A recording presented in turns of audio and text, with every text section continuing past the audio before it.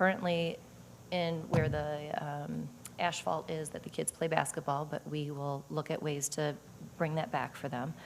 This will encompass a office, a corridor to access it, and then 2 storage areas, one that's accessible by the exterior, so our grounds maintenance can put their RV in it, or not RV, ATV, excuse me, for snow removal, et cetera. Be a big storage. Furthermore, we're looking at expanding the parking lot towards the soccer fields to create additional spaces and then rework that entry and exit. It gets a little tricky at drop-off and pickup. The far left, you would have dual entry and exit points, and we're hoping to just have a separate exit, a separate entry into the parking lot, and then a separate entry into the drop-off line to smooth out some of that.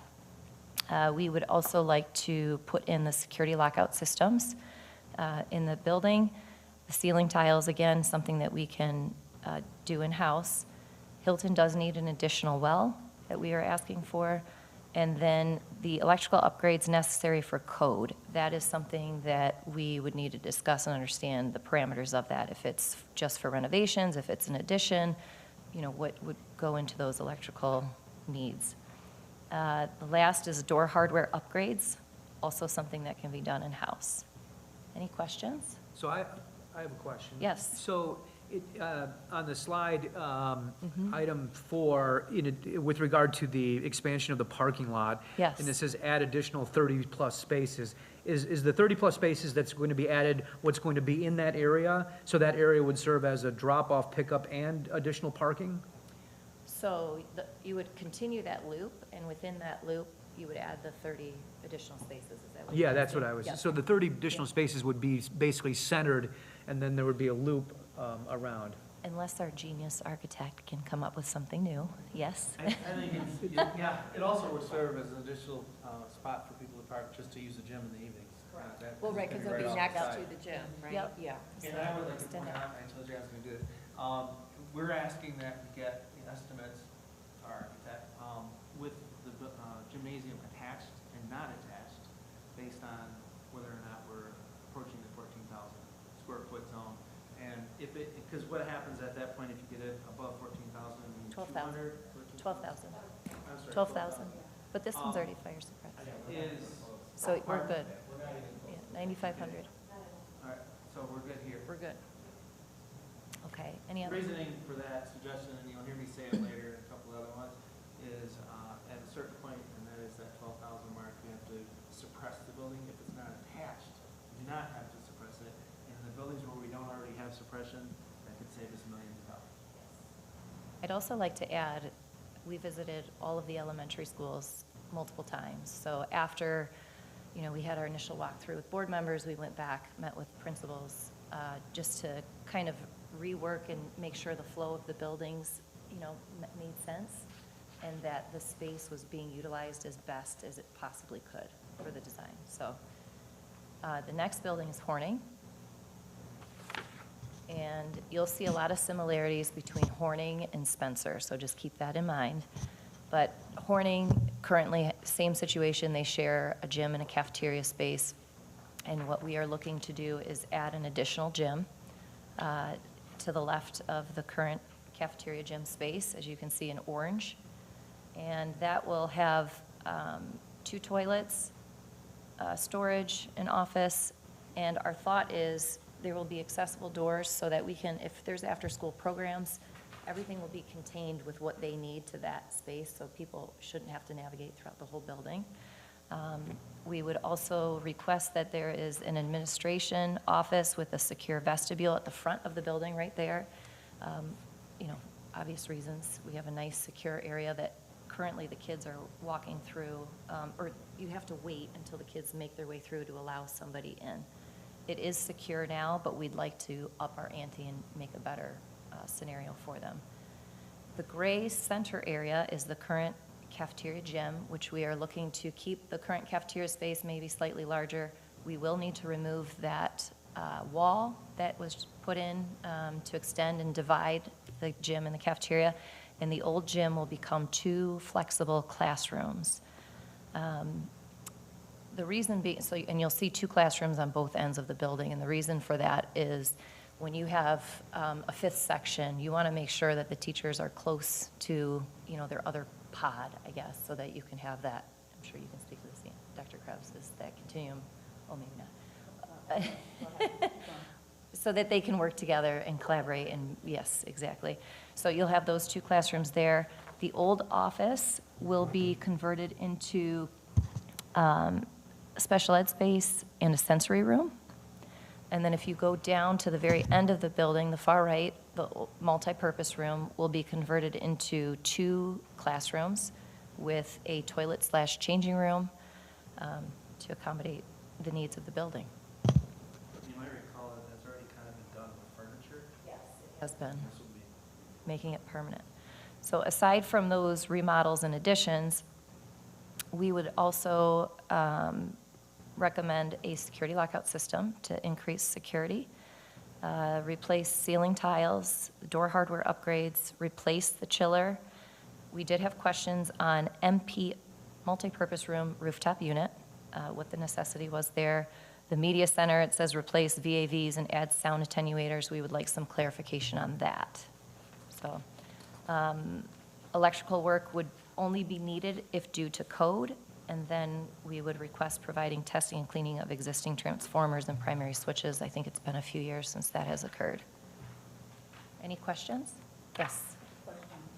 In the cafeteria, the gray area, you have cafeteria, the 2 classrooms, and then corridor. Yep. I'm a little confused with how to get to that corridor. Do you have to go So good question. So that space right there is also a corridor. one that's not labeled? Correct. The one that is not labeled is also a corridor. Go through the classrooms. Yes. Yep. So one it'll, room in the center is a restroom, isn't it? In the bathroom, that little small square. here? Going through that corridor, wasn't that to suffice the gymnasium and the girls and boys bathroom? No, there's a boys and girls On either side. It's on either side. Yep. Okay. So having the corridor connected will allow them to get to Yes. both of those. And it'll help with the flow of the building as they go to specials. You're not using one corridor only. You can kind of intermingle and flow very easily there. Can I ask a question about Yes. the gym spaces, since Yep. this is similar, with multiple proposals, right, for the different elementaries? At Hawkins, and correct me if I'm wrong, because I haven't been in elementaries, only on those tours in a long time, there are restrooms in the gym space, right? That you can access from outside, is that true or not? I thought that's what they said during the tour. Okay, so can I ask why we would not? Right.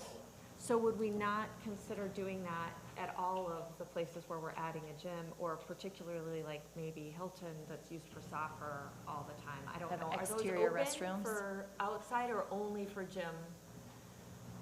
No, Correct. So if there's a baseball tournament or something going on at the. So I guess I'm asking if maybe that's something to consider if we're adding the space on. I just recall someone bringing that up as being an asset. I don't know if it was Mr. McAuliffe or somebody during that tour.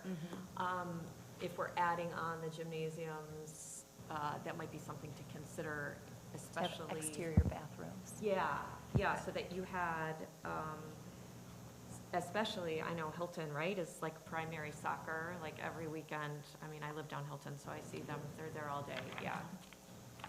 On the weekends. The only thing I would ask is how much are these being used? Like Spencer I don't know. has one baseball field, so, Hawkins, they're hosting tournaments on multiple weekends. Hilton's packed every weekend Yeah, for soccer. which is fine. I'm just wondering, like Spencer has one field, so I don't think they're hosting. It may not be appropriate for every- everywhere. yes. In particular, I was thinking about Hilton because of the soccer use, I guess, is from just. It's a good question. Yep. And the reason why we didn't put bathrooms there is because just outside of that corridor, there's bathrooms. So it's still within that, section. Right, but it's accessible only from inside, Inside, right? yep. So I'm thinking like from the Outside. field use, if there was a way to get restrooms out there, I think probably everyone They would have porta appreciate that. potties? Is that what's out I there right think now? Hilton puts porta potties on the weekends typically for soccer season, yeah. You think of Stratton, for anyone that's ever used that upper field, there's some nice accessible restrooms right there. Right. Come down the walkway. So anyway, I don't know. I mean, I Yeah. don't know how everyone else feels, but something to consider perhaps, so. Well, I think it's certainly worth exploring, Mm-hmm. you know, particularly with Hilton, given the extensive use of that facility on weekends. I mean, Spencer, I mean, I don't know. Maybe not. Yeah, if it doesn't have the same degree of usage on weekends, but, yeah, it certainly makes sense, so. Milton's back. Okay, anything else? Good. I guess, are we going to, at some point, with like the loop, are we gonna talk about that Well, later, or? We're getting to the loop, and that's gonna be all Ken. Okay, I mean, we can save that for later, Yes. I just wanted to make sure that we're, Because we see yeah. it peeking out there. It's in this. It's in there, Well, don't I mean, worry. I've got, I see the diagram has it on it. Okay, Okay, okay, good. So the diagram is not intended to suggest a solution other than we're redoing kind of that. Sure. Yep. Rectangle and that. yep. Exploring the premise. So next building is Spencer, and it's laid out a little differently, but it is the exact same concept. Horning and Spencer are basically sister elementaries. They're very similarly designed. So we propose to have a gym added on right behind the current music room, which would include toilets, storage, exterior storage, and that corridor, so where it's orange and then gray, that would break through the current conference room because that was the most cost-effective way to create an entry to the gym, and then allow the flow of the building to then funnel down to where the old gym and cafeteria are. You can see the two corridors that are not labeled around the classroom in the cafeteria, and that's to maintain, again, the flow of the building. You'll have the two classrooms that will be, and I forgot to mention this at Horning, flexible classrooms. There will be a wall divider between there that allows it to be opened up, so it can be used as Friendship Center, multi-purpose, whatever it needs to be, or it can be classrooms. If it's a small Friendship Center, it's just very multifunctional. Additionally, we have the administration office with the secure vestibule, the corridor up. The conference room will be replaced where the old office was in the center there, yep, with a sensory room right next door, and that is in close proximity to the current special ed classrooms. If you go down to the edge of the building, the far right, that is where the current multipurpose room is that will be converted into two classrooms, also with the toilet and changing room is what I'm hoping it can be switched to. We initially had a sensory room, but we don't need two. So that would be that space. Additionally, we looked at parking here as well, and we are planning on adding a bus loop where additional parking spaces will be in the center, which is great and convenient for the new gym. People can access it up there. It could also double as the new teacher lot, and that will be hopeful to get, you know, more cars off the road with that configuration. Once again, to add parking spots if you're just going to. Yep. Again, electrical should only be replaced if it's necessitated by code. The mechanicals in relation to the boilers and chillers are necessary to be replaced, so we would recommend all of those. The security lockout system and then replacing the door hardware, both of those can be done in-house. This happens to be one of the buildings that is not suppressed. Therefore, this would be one that we might want to detach. I'm curious, and I really just thought about this the other day. As far as heating and cooling that building, would give it its own furnace if we were detaching it? Rooftop unit, okay.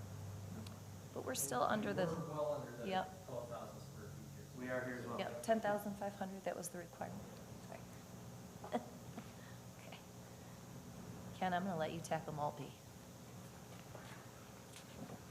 Okay, I'll tackle it.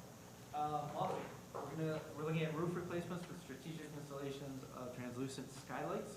And I think we were talking about the circular ones, because an awful lot of the teachers are probably going to just put, I call them P-pads, you've heard me say this before, they're the big blue light pads that are quote-unquote UL listed, fire chief hates them. Everybody's different. I would say overwhelmingly, a lot of the teachers do like it darker in their classrooms. This would provide them an area of natural light, should they want it. New carpet in the classrooms, 10 classrooms are are in need of sinks, cabinetry, and counter spaces for science labs. Katie found this in one of her visits, because she did make more visits than me to most of these buildings. And it's Kudos actually to you. 11 now. She walked in and said, what don't they have? And she found things, and that's great. And did you actually talk with the teachers on this one, or did you just? I notice did. it? I went into the classrooms. I saw the disparity, I guess you could Yeah. say, between the other classrooms. And then you think about, you know, time on task if they're doing science projects and they have to go to the bathroom down the hall to wash everything, and fifth and sixth graders. You know, Great catch. keeping them in the classroom would be the best option, so that they can take care of that, so, That's a great catch, thank you. sure. Replace the upper gym floor, remove the old VCT, and windows in the gym. Those are discussion we had to get some natural light in there. It would be on the wall that's against Horning, if you will. And up high was suggested by me. I don't know, this is something we want our architect to find out the best way to do that. And pretty much is it there. Maltby does not have a lot of needs, but they're specific needs. Can I ask a What- couple questions about Mulvey? So the classrooms, you said up to 11 now. Is it really only 11, and why, which rooms are requesting it, I guess? Because there's not 11 science teachers, right? Fifth and sixth grade, so why only 11? The other rooms have been previously renovated. Okay. And so they all have the countertop, I mean, I took pictures I can share, but there's countertops, there's appropriate storage, sinks. The one thing that I was told was when it was initially renovated, there was 2, 3 sinks put in. They only need 1. So, it's, Okay.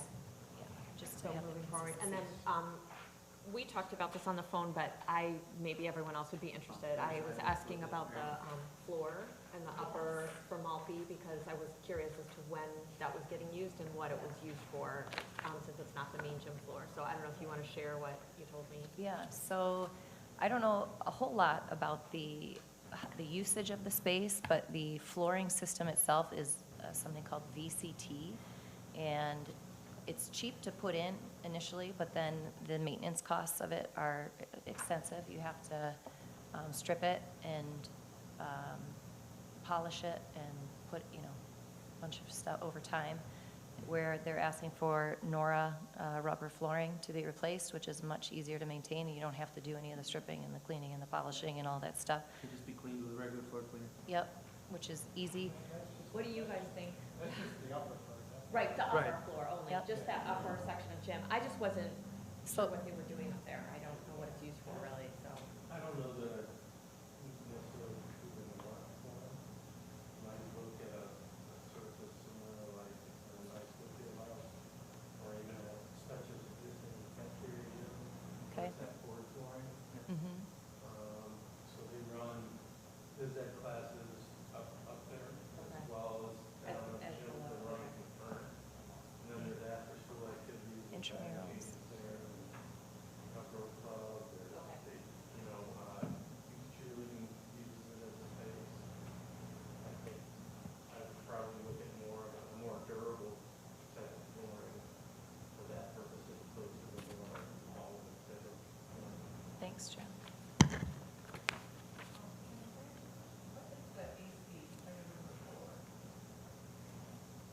Air That is conditioning? air conditioning in the gym there.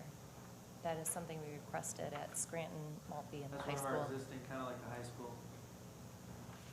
We had talked about at the high school, and making.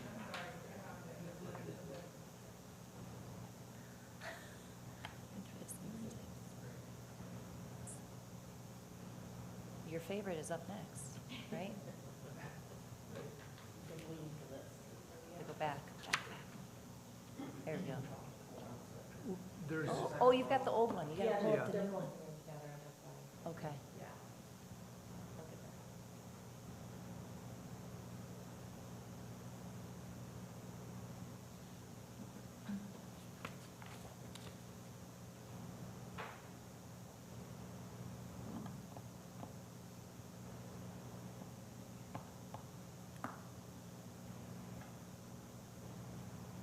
Ken, why don't you talk about our meeting with the road commission?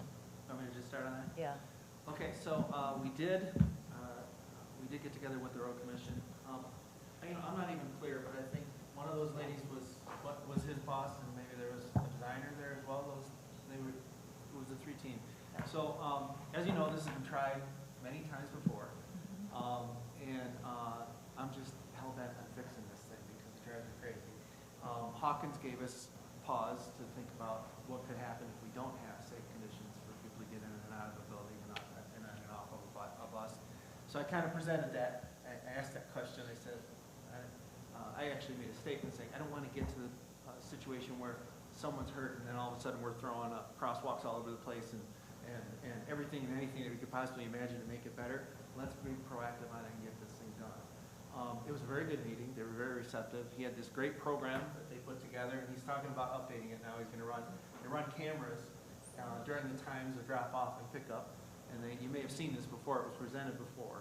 I wasn't on the board for that presentation, but it counts the cars. It knows exactly turning left off of Bar Road onto Brighton Road and vice versa. It knows that every step of that drop-off and pickup, exactly how many cars are doing what and when. Now that's old data. That's why he wants to get newer data for us to say what the numbers are, but suffice to say that they're much higher right now. We've seen backups halfway to the high school now at this time. The roundabout has created an environment where they're coming down Bauer faster. But the key point was, how do we get all of the cars off the road? Because that's a safer environment. And then that allows for traffic that's unrelated to be able to move back and forth easier and safer. And then it also provides a safe environment to drop your children off and take your time and get out. Get that up front. We've gone back and forth on how the road would work. It really needed an entrance towards the top of the building. That would be behind Horning, along the tree line, going to the north, I'm going to call that, because that's how I go home, so that's north to me.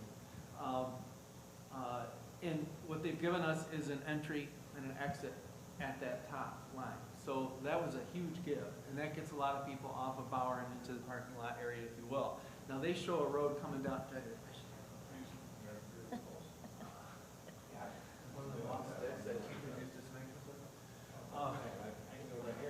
Oh, beautiful. Good. Just take me down. So that entrance comes back from back behind Horning now, up at the top. This one? Yep. So that allows people going north on Bauer to turn left there, and also going south on Bauer to turn left, right into the building. And this was just his take on how this would work. It would run down, and this is kind of an old model. They were going to get them in and around the back, along the property line here, behind the baseball diamond, which would allow to get cars off the road. Not enough to get all the cars off the road, though, if you really do the math and look at the space. So the proposal they had brought to us had actually brought this road all the way down to this area by using our fire lane, if you will. And that would only be, at that point, it was only going to allow us to come in from the east, and that was it, really. Exit from the top. I asked if it could be turn right out, turn right in. So that gets cars coming this way, turn right in, gets cars going this way, go out. And then what he hadn't thought was, and we hadn't really expressed that to him, is we'll use this space. We'll make parking lots up here. If we have to put new diamonds or fields over at Scranton, or perhaps reconfigure it in the design that works into what we've got left, we'll save them that way. It doesn't matter if it's here or if it's at Scranton, in my opinion, to save this problem. But the more cars we can get here, we can make this road on the inside do anything we want. We can make them go squirrely all the way through there just to get more cars in. That's not going to happen. Our architect's going to figure out a way to get them close to the building for drop-off at Scranton and Horning, or Maltby Horning. But my suggestion, it's just a suggestion, is we fill in this hill area behind Maltby and they start coming in that side door where they come out to play from the gymnasium. That's a corridor that could get them in. It would take some reconfiguring. We'd have to take some buy-in from the principals, and I think we kind of have that too. But get all the drop-offs on this side and then make a configuration with either parking lots or just road that gets all those cars off the road for drop-off and pickup. And it's definitely doable. We've got the space to do it.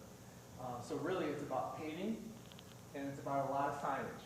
If people want to come in from the top and leave from the exit, we'll just have to sign it saying, exit to westbound Brighton Road, or wherever they're trying to get. And it'll take a few minutes. They're gonna have to learn what we've got and what we're giving them, but once they get the hang of it, the idea is that they'll just pick their entry, pick their exit, and be gone as quick as possible. And we all know that they probably will still use this back road. Sometimes they do that now. I don't see that changing, but the idea is all the cars off the road, or as close to that as we possibly can, all drop off going on behind the buildings, not out in the middle of all the traffic between Horning and Maltby. And I believe it's very doable. And Tommy said yes. He said we can give you the accommodation for this area here, and they'll work with us on the other ones. I think we've got a plan, and they're kind of excited about it too, because they want the cars off the road. What does that do potentially? I know it's not, we don't know exactly what it would look like, but there's a, decent field space back there that's utilized for youth sports a lot. So would that eliminate that It from doesn't have usage? to eliminate it, it's gonna change it. We're gonna have to maybe eliminate some of it, and my suggestion is move that to perhaps Scranton or something like that, if it's because we're using it at night for games and whatnot. Is that doable? We- Well, not so much the ball fields, but I No, know I mean that the field space. Yeah. the football Right. put in a lot of money to that field there, and they have storage there. What does it do to that? Yeah, that And was again, my not the question. ball field, Not the about the ball other. field. Field is garbage, so I've spent a gazillion hours on that field with my kids playing football, youth football. It's in really bad shape, the storage is terrible, the parents really have a hard time getting in and out of the space, so, I mean, one of a lot of football parents in the community, I think we'd be well served to have that field relocated to a place that has much, much better access, especially for a lot of the grandparents and elderly people who will come and actually set up lawn chairs and sit out there. That current configuration is not ideal for anybody. I Kids think are it walking used- down the hill. I believe it, but where would it go? I guess I'm asking, like, where could we physically Yeah, hold so all those Right kids? now, those fields are used in the fall by BAS, football. They also use fields, the existing fields over at Scranton.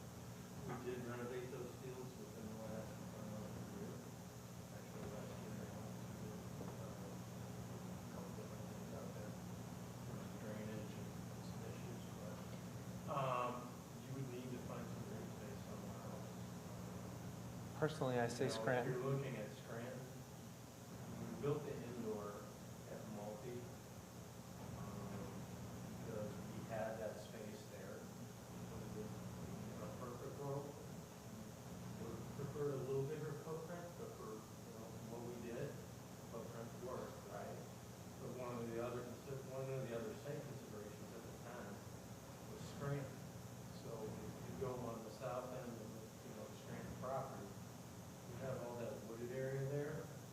We own that. One of the considerations was, okay, you gotta whack all these trees, you gotta move all this dirt, right? The cost of doing business just, went up on that project, so instead of a $10 million project, you're looking at a $12 or $13 million project. It's all trade-offs, But there's plenty of space over there. There is, we have a middle school cross-country course that those were there to some extent, and we need to figure that out a little bit. But, and then the other end of it is, people don't know what the park, there's plenty of parking in Scranton, but you gotta walk, right? And some people don't like that. and I get that. We had flirted back and forth over the years with putting parking on the south end of that property, some of those type of things, so I think it just adds up to, you're gonna have to have green space for those groups. That's something. Well, I guess that's my But I mean, question. to her question though, there's plenty of space to offset the loss of this space over at Scranton. If we as a community were willing to spend the money, it'd be very easy to relocate that usable space over to Scranton. Yeah, there's space to do it, it's just dollars. And it's not existing space necessarily without some work, is what you're saying. We can't just take them now and Correct. stick them there There's not in a our plug and current play. setup. So Okay. we also put in drainage and stuff on the two existing grass fields over at Scranton, and are rehabbing those as well as with farmlands. So, I mean, they're actually using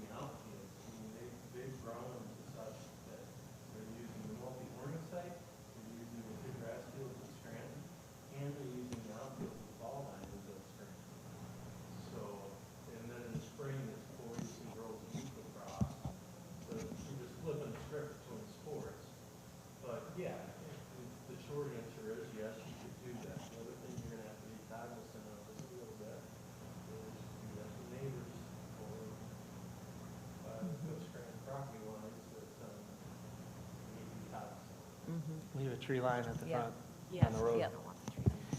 Also, the BBFC has a shed Yeah. I'm thinking they should always storage use there more as well, space. correct? This place, this location can always use more space. Like a garage. Give them another one. It's a garage. It's a um, pole barn. They built it, we paid for it, we gave a little bit of help. Some of our, electrical, for that. Technically, by law, anything that's on our property. But they're the ones that built it initially. But if we relocate them, we should relocate Yes. the storage as well, so it's not just the field. Correct. I also think it's important to remind you that this is conceptual, and the big takeaways from this are that we were granted a right turn exit only at Brighton Road. That's huge, at the field house, and then a right entry only from Brighton Road. That has to be verified, but those were the parameters we were given He there. said go with it. He said it's just, because the numbers are not great enough that it would, there's anything Yeah, you be can an come issue. back with. And then the other thing is, hold on, Ken, 1 second. The new Bower Road entrance would be right turn only due to the line of sight. But you could have entry from both left and right. And then this, we can do whatever we want on property. So if we decide, hey, we don't want to lose some of these fields, or hopefully our, again, genius architect can come up with some amazing solution to get us those two huge vantage points that we have. I mean, that's a huge win. She said it on the card. I've said it a few times. One of the, So, one of the biggest hangups was the 750 line of Yes, sight yep. feet from, if we come out here, you have to be able to see 750 feet. Well, some of these trees could be removed, but I don't, it wouldn't attain that goal. By eliminating someone needing to see the cars coming and pulling out and going towards downtown, by eliminating that, by only allowing them to turn right, the oncoming cars are now out of the picture, and the ones coming in off of Brighton Road, obviously they can just pull off and in. So we eliminated the need for that site position, and he's granting us the use of it right, and that was what made it doable. Can I ask you a question? So just clarification for the language. You're saying Yeah. they're coming out, they can only turn right, they can turn into it from either direction. So they can come in from the right. or The Bower Road. the Bower. Bower Road They can entrance. come in from Bower, and they can turn in only right. They can't be cruising down here and decide to turn left into there, That's what I. but they can be coming from this direction and turn right, and they can come here and go out. Okay. But these cars cannot make a left turn. Then where's, right, that one I got. Where's the, you said they can turn right or left? So that's up at Bower at the top. Bower. They can come in from the top and go in. They can come in from that way. But they can Only leave turn either right way? They can only turn Because of right. the line of sight, they cannot turn left towards that roundabout, only right towards Brighton Road. And I think, I think our architect needs to draw some different models. Yes. And then Yep. afterward, we'll figure out how much space is Yes. left and all of those type Yep. of things. Because I think there's a lot of different ways that you can do this. This is Yeah. not the model that the county had.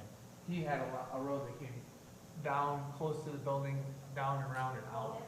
That Where was this one goes out. architect had that one. This is the county. This This is the county, yeah. I remember. Yeah, he. No, gave- you're right. You're Yeah. right. You're right. But also, the other component to keep in mind here is the drop-off. So if we want people to drop off their kids and then funnel down that road to turn right onto Brighton Road, that is probably the biggest challenge for Maltby, is where do those kids go to safely make it to the building from the drop-off lane to then exit out from there? I hope you're ready for it. It's a good challenge. So the thing about, I know that's a drop off in a hill in a nasty area there, so it's gonna take some earthwork. But we need to build that up so that there's a wide area to get maybe a double lane up next to the building, and that could be the new entrance into the school. That's a corridor that goes past the gymnasium and into the building, right over by the office areas.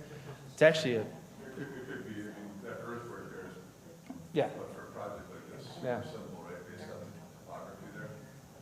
It's gonna be a bunch of fill. Yeah, but you know. which we'll be creating where we're building new buildings. We'll be creating some. But it's Phil, If it's suitable, yeah. yeah. I want to just give kudos to Katie and Ken for really working hard on the road commission. Yeah. I think it's amazing, the pressure and the way you were able to do it, so kudos. Hey, I'm giving the hats off to Katie, because she's got a new job, and it's drive to buildings and find out what they need. I mean, it takes, you know, I bring a little bit of knowledge to it, and she brings the dedication to go find out what is needed, so it was really nice working with you. So, Effort, though. so, I understand the process going forward. So the road commission is gonna do some further, They just testing. they want to know what the numbers are now. Yeah, right? well, So- well, I think not only they need to know numbers, but however we design it. Yeah. I mean, because there's two things going on. One is the improvements to the curb cuts and getting in and out of the facility, or the space, but then there's also the on-site circulation, which the Yes. road commission is not gonna be as concerned about. Right. But obviously, the traffic counts are going to impact then how we, and, you know, how you guys, you know, lay out the on-site circulation. Because I think there are some, I mean, there's site challenges, there's a septic field there, right? I mean, isn't there a septic field that is? Septic tanks. Okay. There's I think it's a county drain, or isn't that a county drain that goes through? Yeah.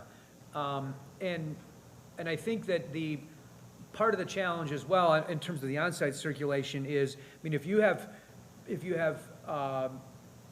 parents coming from the east on Brighton Road, or parents coming from the south on Bauer Road, and they get to the intersection, if there's two entrances to get in on site, whether it's for Maltby or Horning, at that point, they're gonna make a decision whether they turn right and go up and then come around, or if you're Yes. coming up Bauer and you turn left Yep. and go on that way. And so then you got conflicting, you know, traffic coming into the site, depending if they're coming in from Bauer or they're coming in from Brighton Road. I think the And- key is, for the first few weeks, instead of having a bunch of teachers out there and principals out there, we hire some traffic management people to set up flags and stop signs and whatnot, and teach people how to use it. But I think, Ken, fundamentally, before you even get to that point where you have personnel directing traffic, I think the design Oh, is gonna be absolutely. critically important for the on-site circulation if you're adding these, you know, multiple points, you Yeah. know? I'm just saying, I mean. I agree.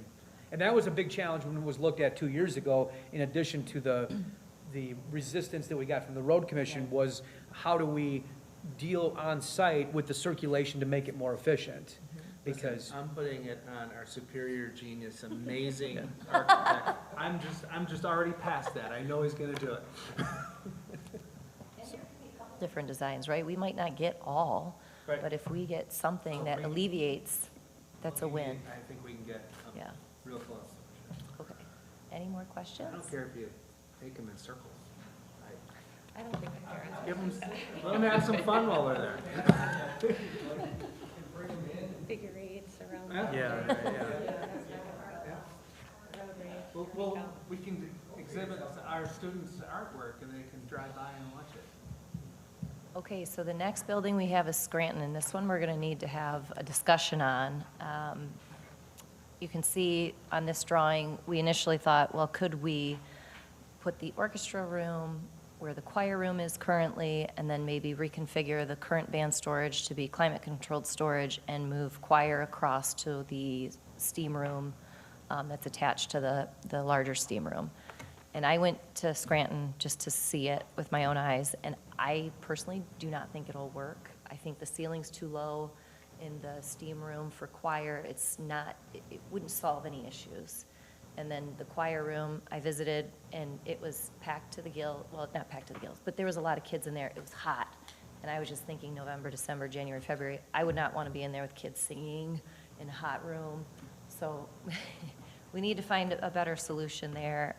Same with the orchestra temperature-controlled storage.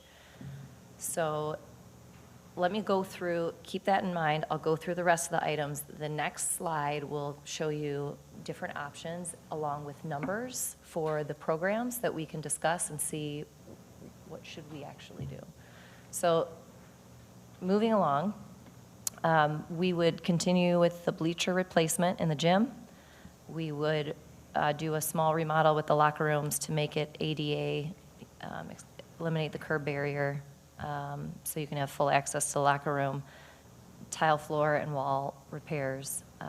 Additionally, we talked about adding team rooms near the Scranton field for boys and girls.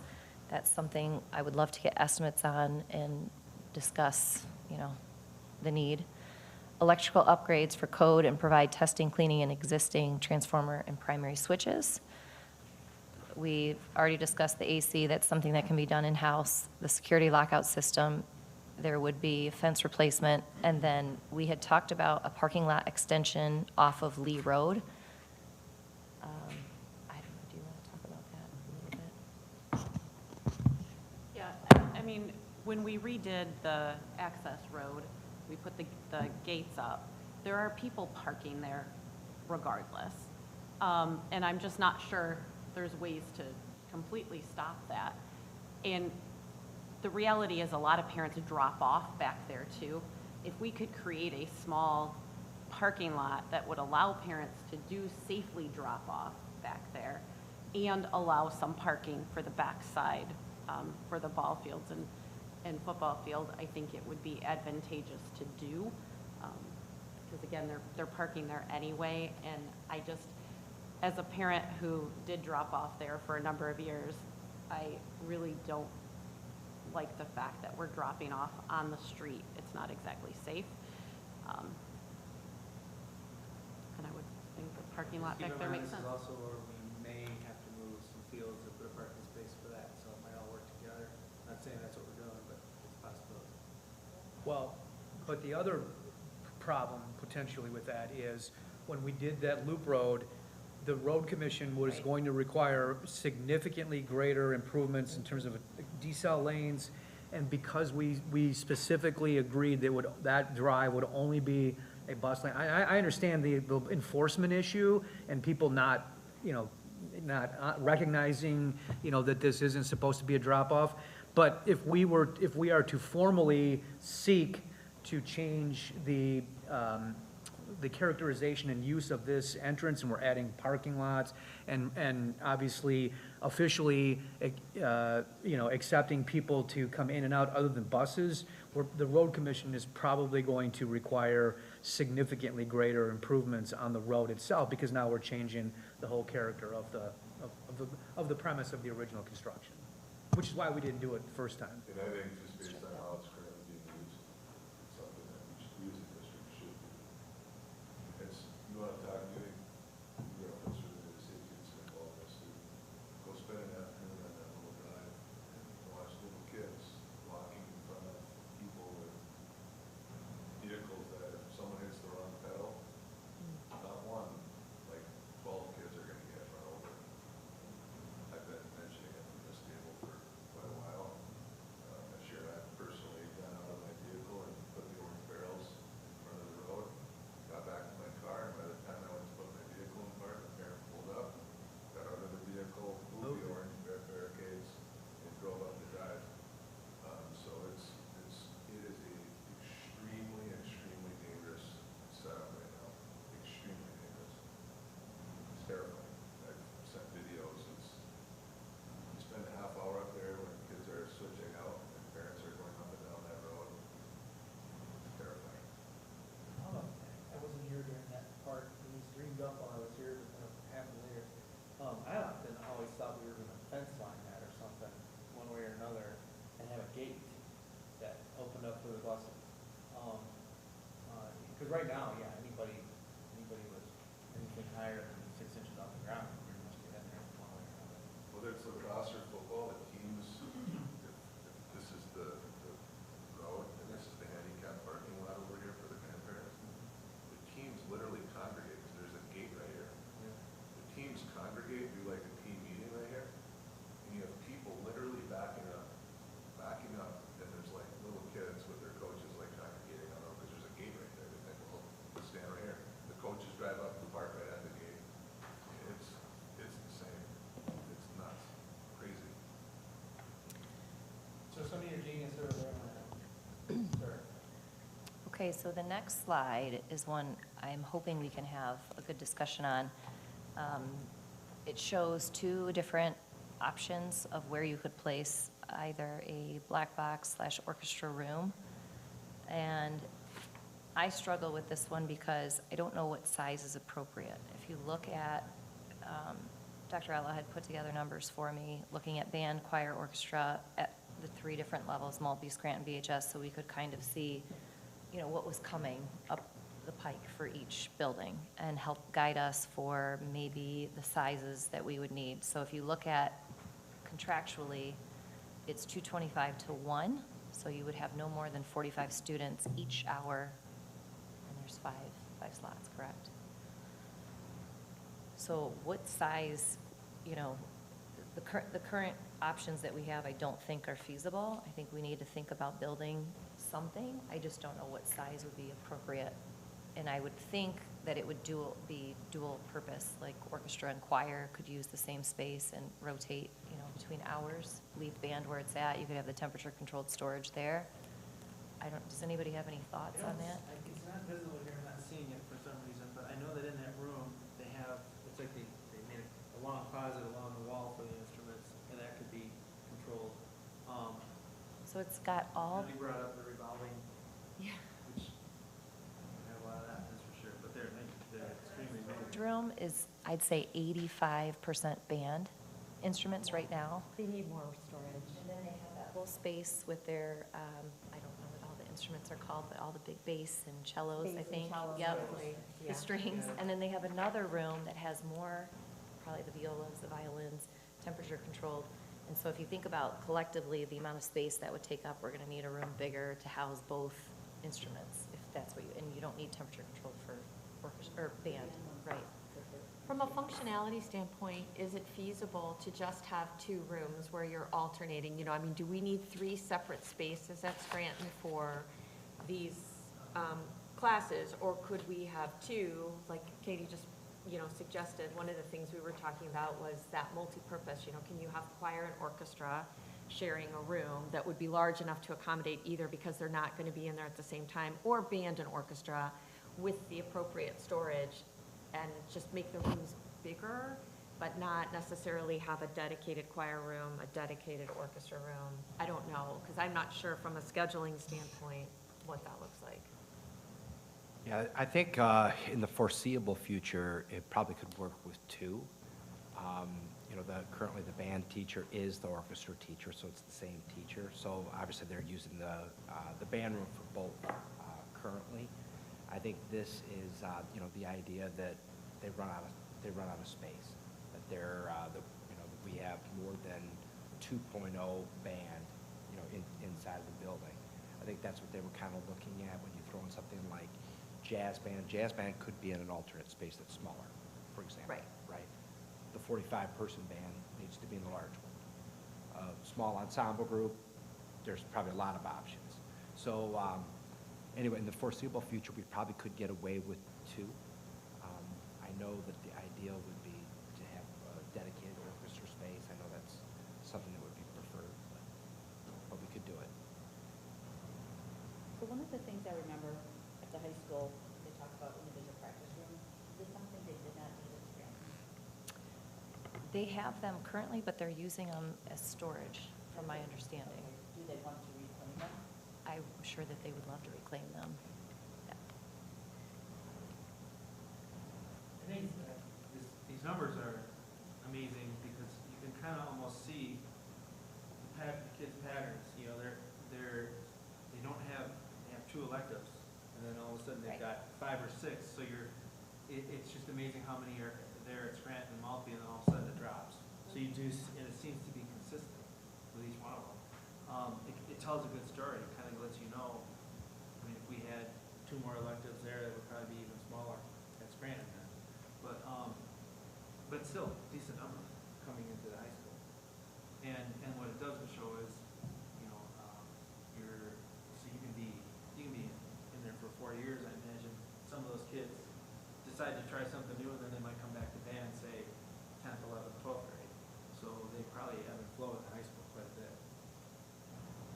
But it's great information to see. One of the things I wondered about is, we, you know, heard today from the BCPA board of all of the pressures in the BCPA. If we created some dedicated space at Scranton for choir and orchestra or band, could it double as a place for small performances? I mean, black box-like or gray box, like you talked about, you know, is that something that we could utilize.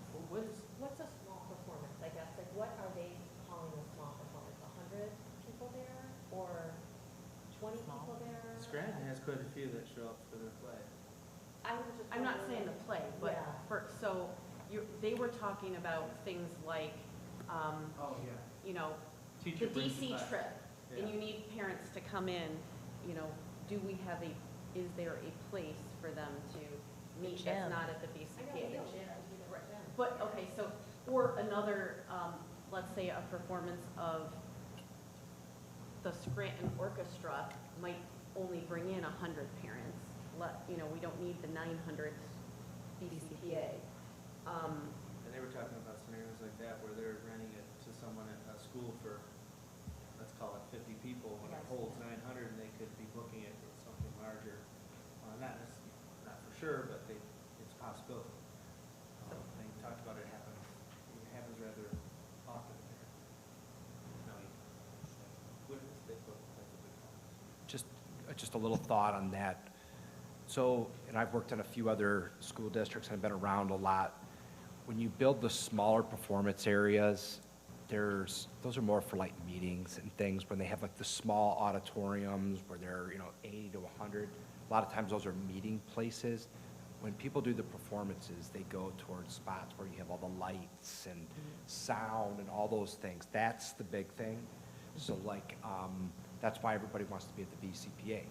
Doesn't matter who's in the audience, it's what's on the stage. So when the kid's up there performing and they're a fourth grader and they're singing their song at the talent show, it's about the stage, and that they've got the spotlight and things like that. So just throwing that out there, those small rooms, I don't know that they help a lot, but I think we could utilize like the Scranton stage, the Malpe stage more.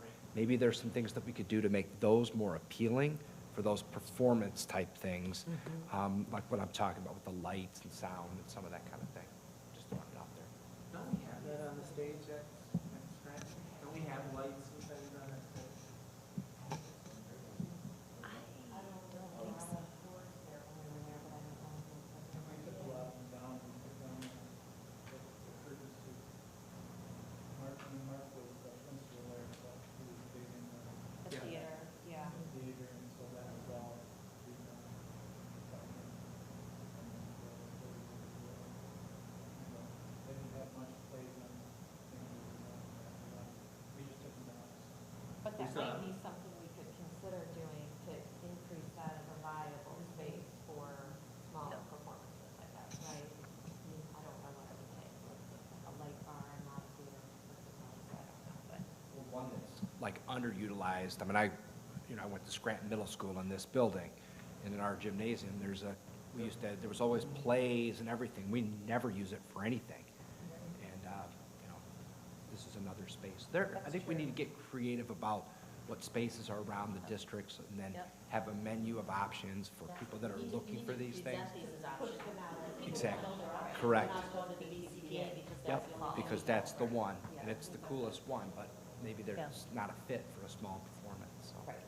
Yeah, I think there's a lot of work to be done in the whole music program. Maybe some side discussion on that one, I think would be really important, because it's really complex. Anything else? Yep, we can move. Can I ask a question about Scranton before we go Yeah. on? The team locker room potential that was discussed, I know we don't have drawings for that or anything, but is the thinking that it would be attached to the existing locker rooms that are out there, and is there space to put them onto that building, or would it have to go somewhere else? There is space, you got Okay. to work and walkway, Mhm. on the south end of that building. We have space. Okay, so ideally, that's like where it would, No, you got Go. power there, you got electric there. Right. Between the drive and the parking lot on the other end of the building, if you've ever walked that walkway by the tennis courts, there's tons of space there. Yeah, that's what we're talking about. Right. South end, there's existing, there's that locker rooms there. Very underutilized, and, you could get all those tennis courts and much, much closer to the parking lot, on the other end of the building. Just completely open up that whole area for, field that we were talking, just in that spot alone. And I think, Dan, holy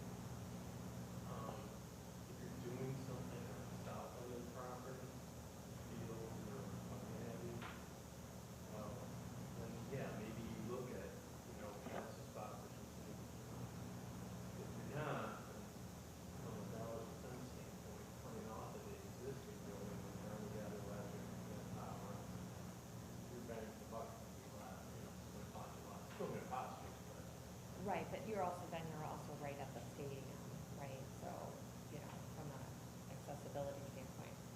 Okay, thank you. Okay, I feel like I'm gonna turn my hat over to Ms. Marks on this front page of the Brighton High School. Can I just Yes. want to be clear, we keep talking about north and south. The south end is the,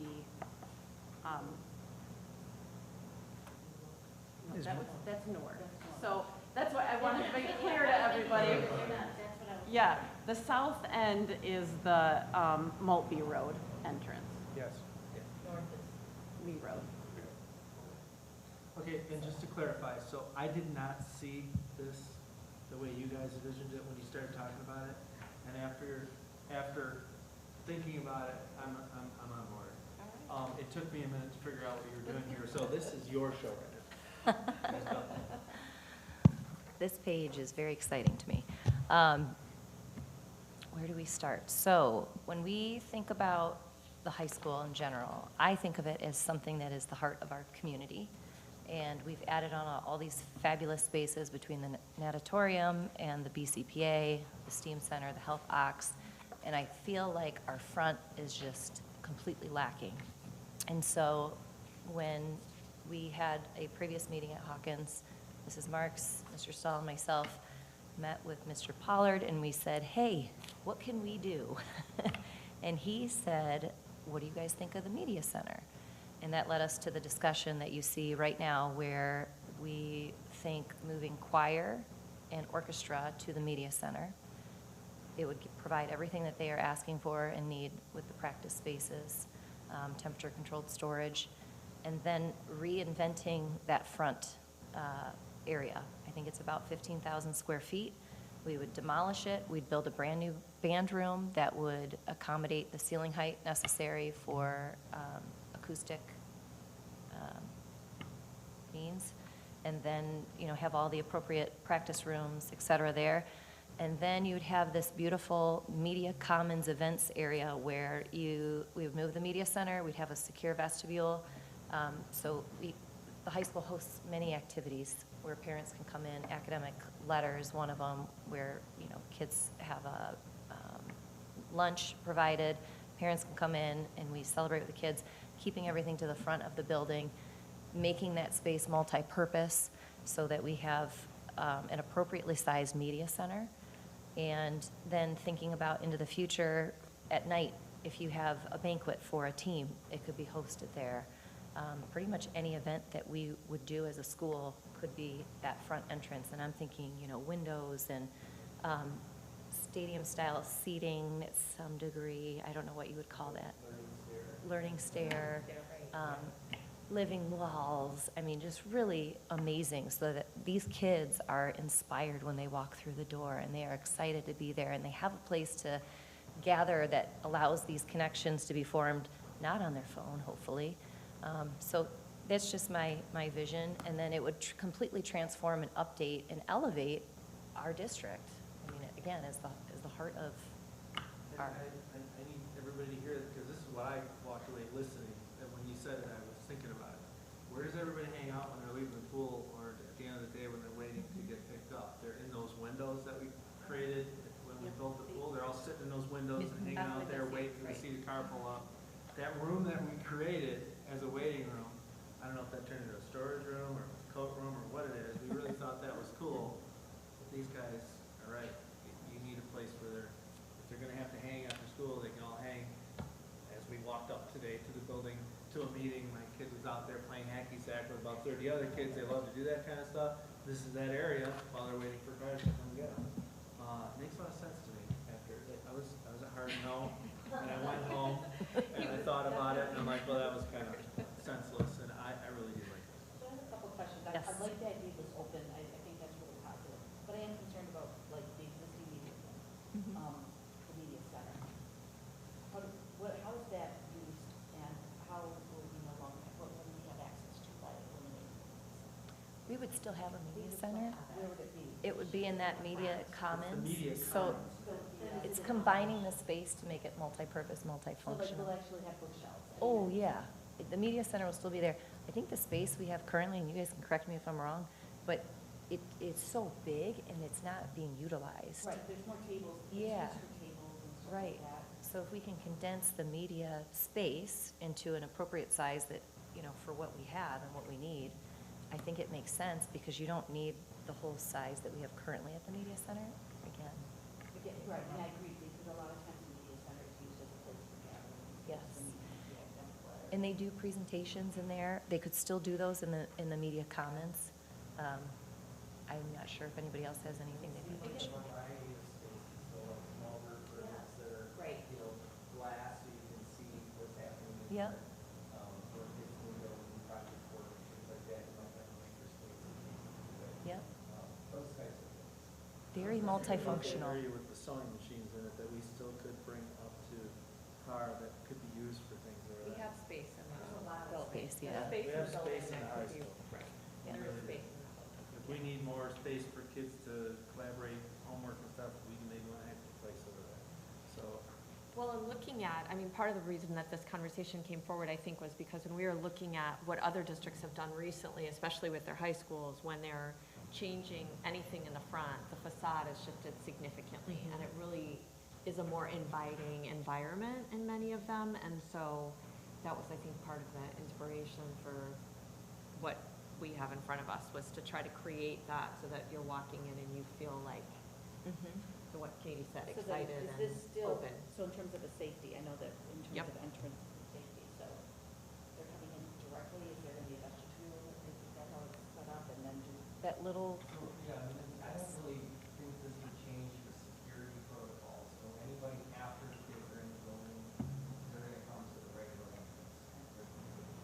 Full security going through that area, but, in the mornings, you've got those doors open, it's still, adjacent to admin, so there could be some passive observation. But this is really more like I'll call it the family room of the building. Residential architecture, we're opening our kitchen to the living space, we're not doing these additional spaces anymore. It's something that's a lot more open and flexible and welcoming. And one, couldn't help but to think this when I was looking at it the other day. So that awning that we put out there, well, that split face that's all used on there is still available. It's not 55 years later that we're trying to match things. So we could take off of that and I'll tie all this in together now, and actually not have to destroy that and to do it. The reason it was done, that we were only gonna do that awning, and we had to come close to that. We didn't really do a good job getting close, but the brick is 50 years old, you're not gonna find something much. So we have an opportunity to, we put flags up there, I think, on the top of that building to take your eye off of the ugly brick. We have an opportunity to make it look like something. and then the facade would continue, down, we'd make some adjustments there just to make sure that it all blended seamlessly. But that's about it on there. Does anybody, oh wait, roofing replacement, ballast roof section above the media center. There's some issues there that we would like to fix. So, I really like the change of the facade. That was something when I was talking to people, they were just like, can we just make the high school a little updated? Like, and I think it's needed. I think the gathering space is important. The only thing I say is the garden club keeps doing stuff in that space. We should probably stop them and halt them for a little bit until we decide on what we can do. Yeah, stop planting trees for a minute, so Yeah. let's figure it out, yeah. So I saw that, and I think I commented on it, and I was like, I can't believe that they just planted a tree and we just talked about it. The other thing, really, the back of the building looks more like the front.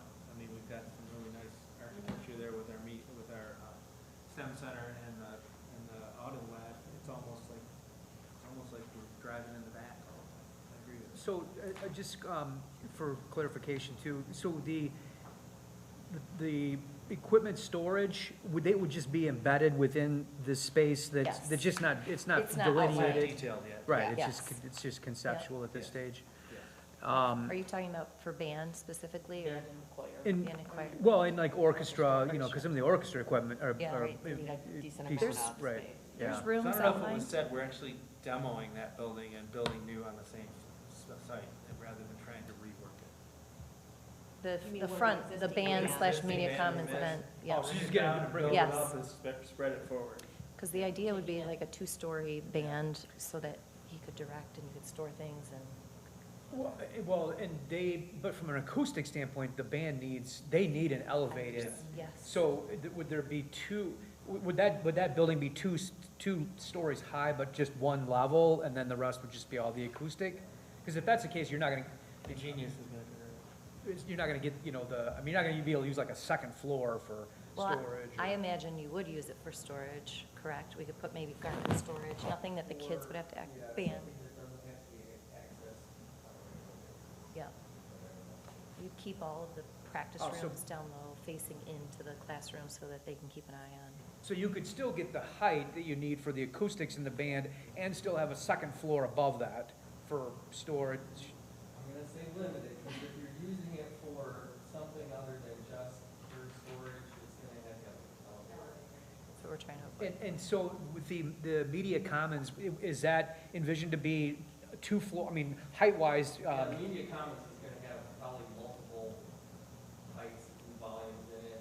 It's gonna be broken up so it's not just one big cavernous space. Right. We wanna create some, like, areas that are, feel a little more cozy. Sure. And areas that are, you know, large group gathering areas. yeah, no, that makes sense.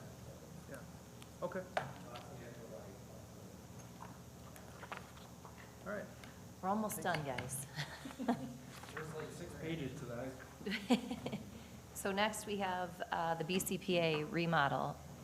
We walked through this, most of us, I think, were there, and we are recommending a scene shop expansion so that they can build their sets and have a place to store them to open up usage on the actual BCPA stage. Dressing room remodel, that includes lighting and dimmers, seat replacement, updating the elevator codes, the control room upgrades, casework paint windows, sound system upgrades, house camera system upgrades, lighting upgrades, front and theatrical replacement, and then the virtual orchestra shell. The scene shop, by the way, if you recall, there is a scene shop, it's kind of small, and there's a garaged off area in the middle of it, and then there's the drama room.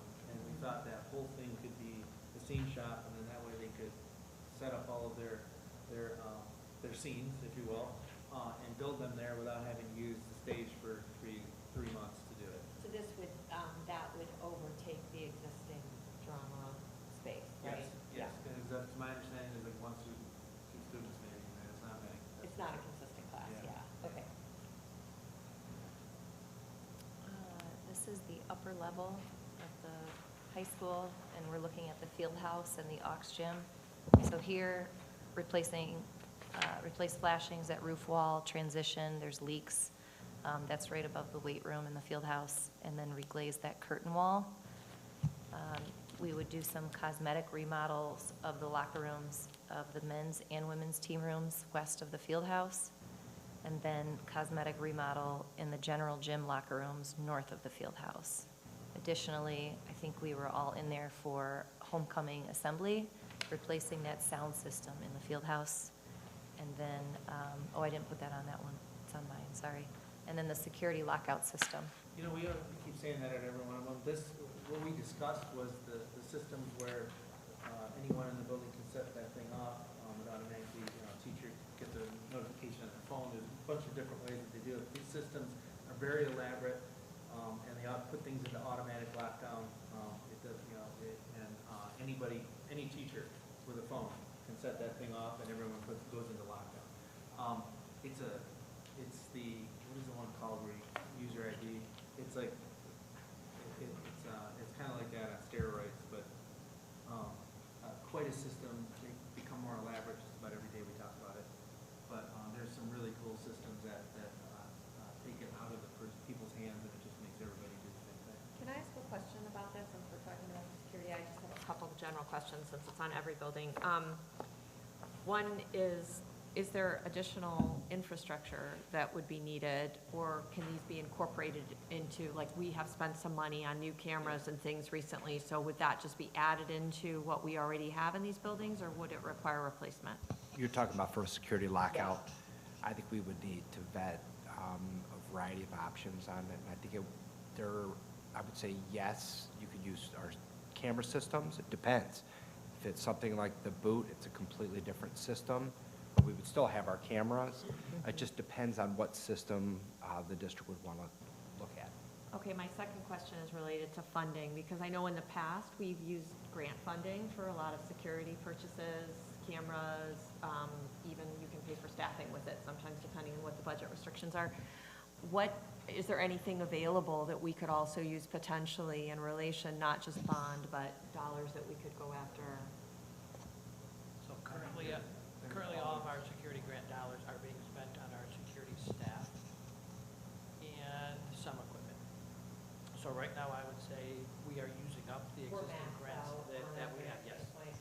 And didn't we do an assessment? Like, I thought we had hired a third party, we did a full assessment, so. Did. I will tell, I mean, I sat on the governor's security, school security team or council for a while. And I've done a lot of this work in my past professional life. I will tell you that the reviews are mixed on some of these, that it can cut against you as much as it helps you. So like the bad guy could come in the room and hit the lockdown, right? And keep people out of coming into the room. But I will tell you, by far, when you ask teachers the type of security upgrades they want, the teachers want the lockouts. And for me, if this is gonna make them feel more comfortable, I really want to give the teachers something they want on security. And this is something, it's happened when we surveyed in this district, when it's surveyed in other districts, by far, the lockouts are something the teachers really want. So did that come up in the assessment then? Is that something that came? It was not on the assessment list. I think it was an option that we might want to consider. I think that we need to go beyond schools and look at what some of the industry, some of the other places are using to see what other options there are. I think we really need to take our time on it. I don't think we should just do something that's a bell and a whistle. We want something that really is going to add safety and security if we're going to invest this kind on it. And I think that's what the teachers, like what Alicia was saying, I think it's what they want. I think it's what we want. So I think we would need to vet it, and we would definitely want our law enforcement to be on the front end on it. Yep. And it should be simple. It should be, or simple to use. It should be very effective. It should be easy for people to implement. And I know there's a lot of good options out there. One of the things we said on the assessment was, they suggested that they wanted to see the teachers together, not to, doors pretty much staying out together.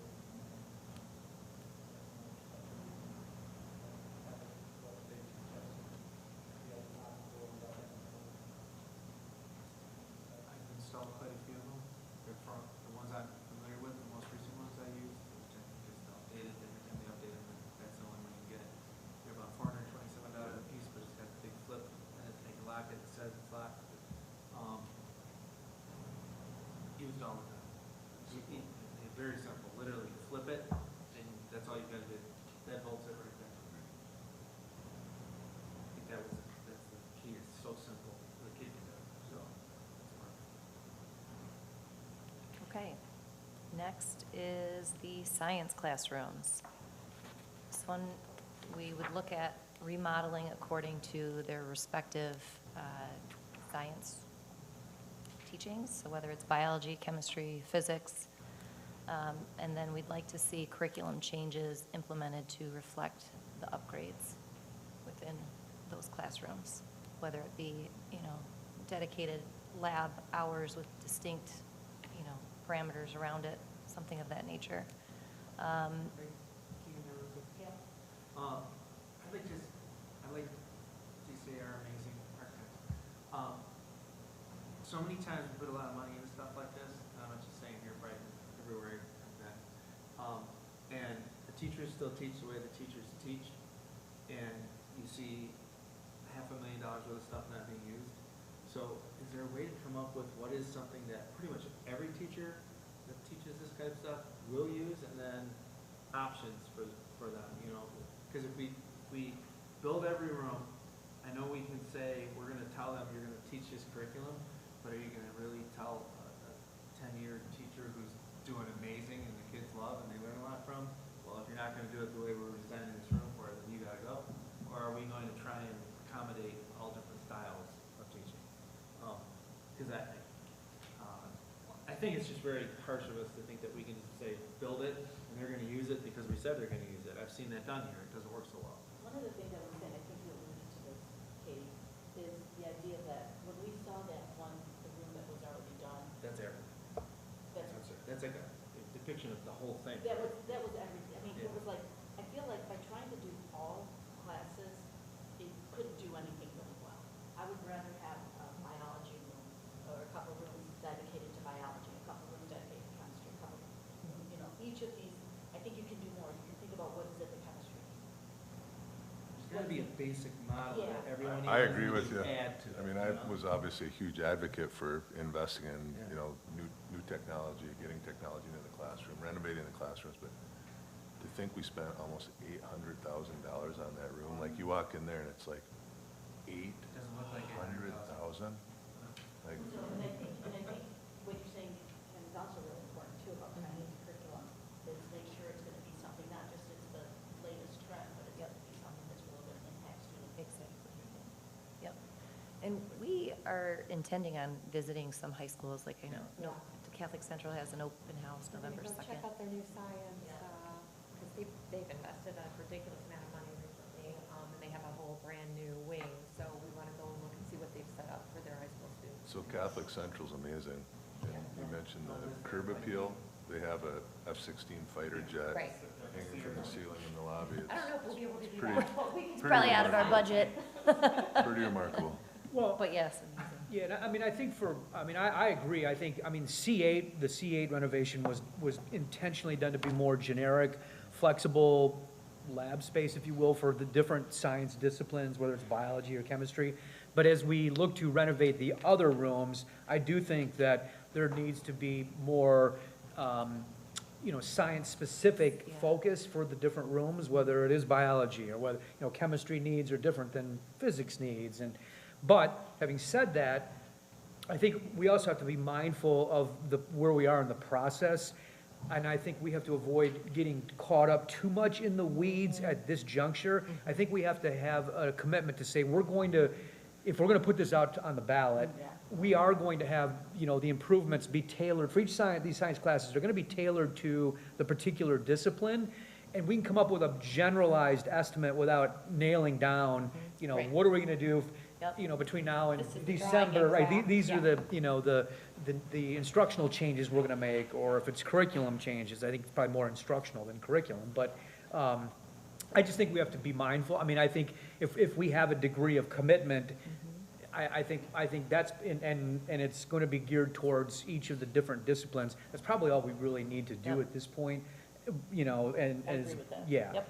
I just So- wanted to make sure that we were clear on that. Yeah, but right, that's all. absolutely. Well, and I think it's worth mentioning, and this has been brought up multiple times to us that are newer to the board, that indoor practice facility that came through with the last, what it started at and what it ended at was several iterations, which often happens, right? So you knew you were gonna do something along those lines, but what ended up was very different than where you started. 20 yards next to the existing football field turned into quite a big.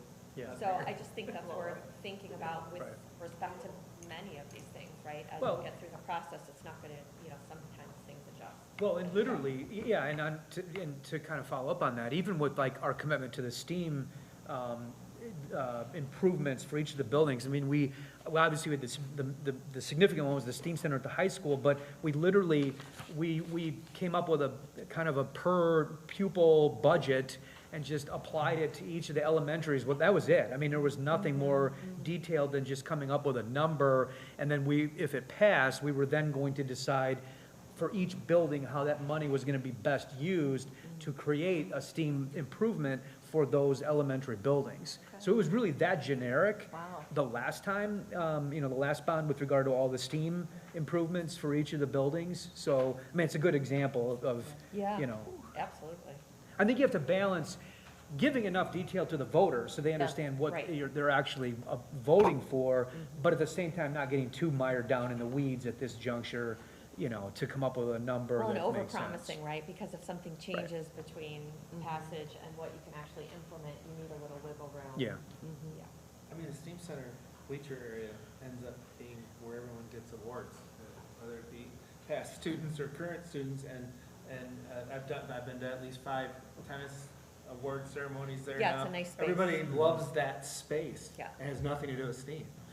It's just they love that space for giving awards and getting their team together and having That nice meetings. little gathering space. Yes, right? yeah, It's a exactly. gathering space. Yeah. Okay, so moving on, replace wood door slabs, replace classroom carpet in necessary rooms. Mechanical, we talked about a second chiller up on the rooftop and not replacing. Scott, remind me of what is there now that we're not going to replace? Yeah. Okay. So that gets the X. Second chiller can go there. We discussed having air conditioning in the main gym, the aux, locker room, and yes, HVAC. This one, Mr. Jacobs had recommended replacing 10 of the fire dampers. Currently, they're pneumatically run, and the new ones would be electrical. And the benefit is that it would solve the air compressor that is continuously running and save us hundreds of thousands of dollars, our district. So by reducing electricity costs. This is not a sexy thing. This is up in the ceiling between Yeah. 2 rooms, typically a corridor and a room, and it's electronic and it shuts off in the event of a fire alarm so that smoke can't get from, if it happens to be in the media center, it keeps it from getting to the corridor or vice versa. So these are not things that you'll ever see or go, oh, wow, look at that great damper. It's just something that's needed, and the reason we know about it is that guy right there. Electrical components, again, with the provide testing and cleaning of existing transformer and primary switches. Concession, it says add dedicated circuit for food service equipment. I'm guessing somebody recommended that one. Yeah, So that actually was at the, okay, I was going to say that's also was something we talked about at the outdoor concession. Okay. The popcorn machine is not able to run on any of the existing plugs. You have to run an extension into the storage room, otherwise it pops. Then in the gymnasium? Nope, the outdoor. the outdoor concessions. The number of times I've worked in there and I've never. There's a used brand that. new popcorn machine that can't be used in Okay. any plug that's in that concession stand. So there we go. I had some questions for your team, Ms. Timberlake, about the necessity of replacing the primary switch, the main distribution panel, MCCs and panel board. I don't know if that is your electrical team Yes. that would need to speak to that, but those were questions we had. Ignite, yeah. Details on that, but a lot of times what happens is older panels can't get Parts? parts. Okay. So, looking at, your additional electrical rooms that can't service from existing panels, looking at, Okay. So is that something that he tested and determined, or how did, I don't know how it works? Okay. Okay. And then otherwise, no other electrical unless it's necessary for code. I think this is the last. Emphasis on number 5. Okay, second to last page of the high school. Nope, third to last. Okay, in the field house, in the aux gym, we would replace the bleachers.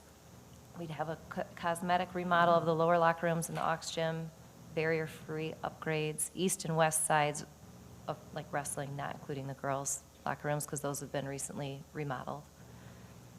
We would replace flashings at roof wall to fix the leaks, replace ceiling tiles, AC, and again, those last two can be done in-house.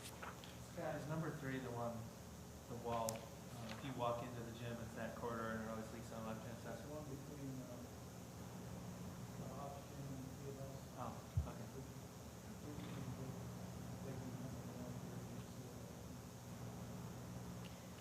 And then, Just out of curiosity, why don't we just, why isn't that something we just do now? Like, but just, Scott, what? Okay. Super, terrific. Yeah. Like if we have leaking roofs, let's fix the leaking roofs. Either way. Yeah. Awesome. Okay. You say it, she gets it. sorry. Okay, the lower level where the art rooms are, it was recommended to replace the VCT in there with rubber flooring, which is Nora.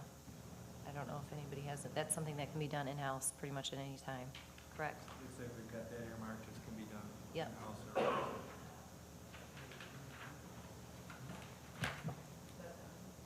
Come on, we get 11 minutes. I'm hungry. We're not done, we got. Okay, so last, we have our athletics slide.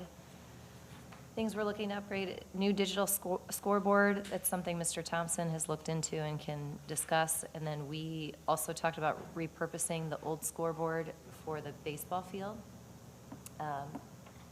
Mr. Thompson, I had a question regarding the bleachers on the home side. You said structurally, that is something we should take a look at and think about replacing. Does that affect the press box? Okay. Yeah. I think you need to evaluate the structure. Okay. If it did inspect it, it's been probably about 15 years, they were in the fixed bit of renovation welding when they had to put it past inspection. So we passed inspection. Okay. We also, on the roads, the last time we Mhm. had to come in and do some serious work. And that's not my area of expertise. I'm not saying we need to replace that feature. We need to probably get a good set of eyes and serious. So I was sitting there Friday night at the football game, and that literally crossed my mind because there were so many people there. I was sitting there thinking, I wonder if these bleachers are rated for this volume, even though clearly there's, they allocate probably a width, per person, but it's like, when you look at the number of people that were on those bleachers and then all the people standing up in the back, I thought, my goodness, I hope these bleachers are truly rated and there's a healthy safety factor. Yeah, and I'm not saying we need to replace them. Okay, I'll The other reword thing, that then. the other thing I noticed on Specs the on bleachers is the steps, when you go up, I don't know how those ever got like approved. When if anyone's ever built a house, they come in and they look at the rise on the steps, and if the rise exceeds, what is it, Ken? Quarter inch? You don't get your occupancy permit, so those steps, if you've ever gone up the steps, the rise is high. No, the rise is Agreed, I know. But I've been to other stadiums, where they have the same style of bleachers, and they actually, they have the intermediate step that makes it easier for grandparents. Yeah, no, absolutely. So, anyway. On the new digital scoreboard and repurpose the old one for the baseball field. The typo Okay, back okay, that makes more sense. Put it on the back turf field, yeah. Oh, I'm sorry. There's not a scoreboard. Right, there's not a in the back scoreboard, field. yeah. So like when we were running unified games or what may have you, we got set up table. With the flipboard, yeah. With a light pole and, Yeah, it would be nice to have a scoreboard there. yeah, so. Okay. While we're still in the Brandon High School, one thing I would like to add, I brought it up before. Our existing tennis courts, they're amazing, but there's no place to sit that you can watch anybody play. And that sidewalk that we have is wide enough that if we even just provided a bench down the center, so people could sit and look either way and watch games, because that's what you have. We created those two door openings on each end, and you can see, if your kid is in the first two courts, maybe, but then there's 2 or 3 courts in the center, you're never gonna get a good view, and you go on the other side. Everybody sits in the middle, where you're sitting on the ground or sitting in a chair facing one way or another, looking through the fence fences like this and getting dizzy. I'm wondering if we could put, I've seen it done, one of the Walled Lake buildings, I can't remember. But they have like this, at basic seating height, there's a slit that you can look through and watch tennis through. It's built into the chain link fences, so you can sit in the center either way and watch the game through there, and it's so much easier than standing around or leaning over on the sides or sitting in your car and trying to get a view. But aren't those the side, where it's the side? Those, Because they're useless. They're only good for the one court in front of you. No, I understand, but the opening, you can't have the opening on the back, behind the baseline of each, otherwise the ball is gonna be coming in. You know what I'm saying? I mean, if you're along the side. They'd have to be aiming for it like a shotgun, but it's not there. Oh, It's just okay. wide enough that you can get a view like this and watch. I it thought he from meant the side as well. Yeah. Yeah, no. Right, I'm, No. You're gonna have to wear safety goggles. okay. Put bulletproof glass in it if you want, I don't care. Okay. I watched so many people, and I'm not even, my kid was in it for a minute, now he's not. But I watched so many of those play people, they're sitting on the pavement, on the ground, because you can't get a good view of your kids, because we did such a good job of the balls in there. Something, just a thought, even if it's just benching down that T, if you will, in between. You Right. get that smirk on your face. I want to remind you guys too that this is just a menu. It's all And it is. that we're going to get pricing and then we're going to narrow. Yes. Yeah, okay. Number 4, new female locker rooms. I think renovating the visitor concessions would be a great option to provide dedicated female locker rooms. Having a sound system upgrade for the field. Baseball and softball, we talked about doing team room and restrooms with storage for softball. Just softball, not It's, you can attach it, so the team room would be attached to the current restroom, and then they would put a door into it. Good question.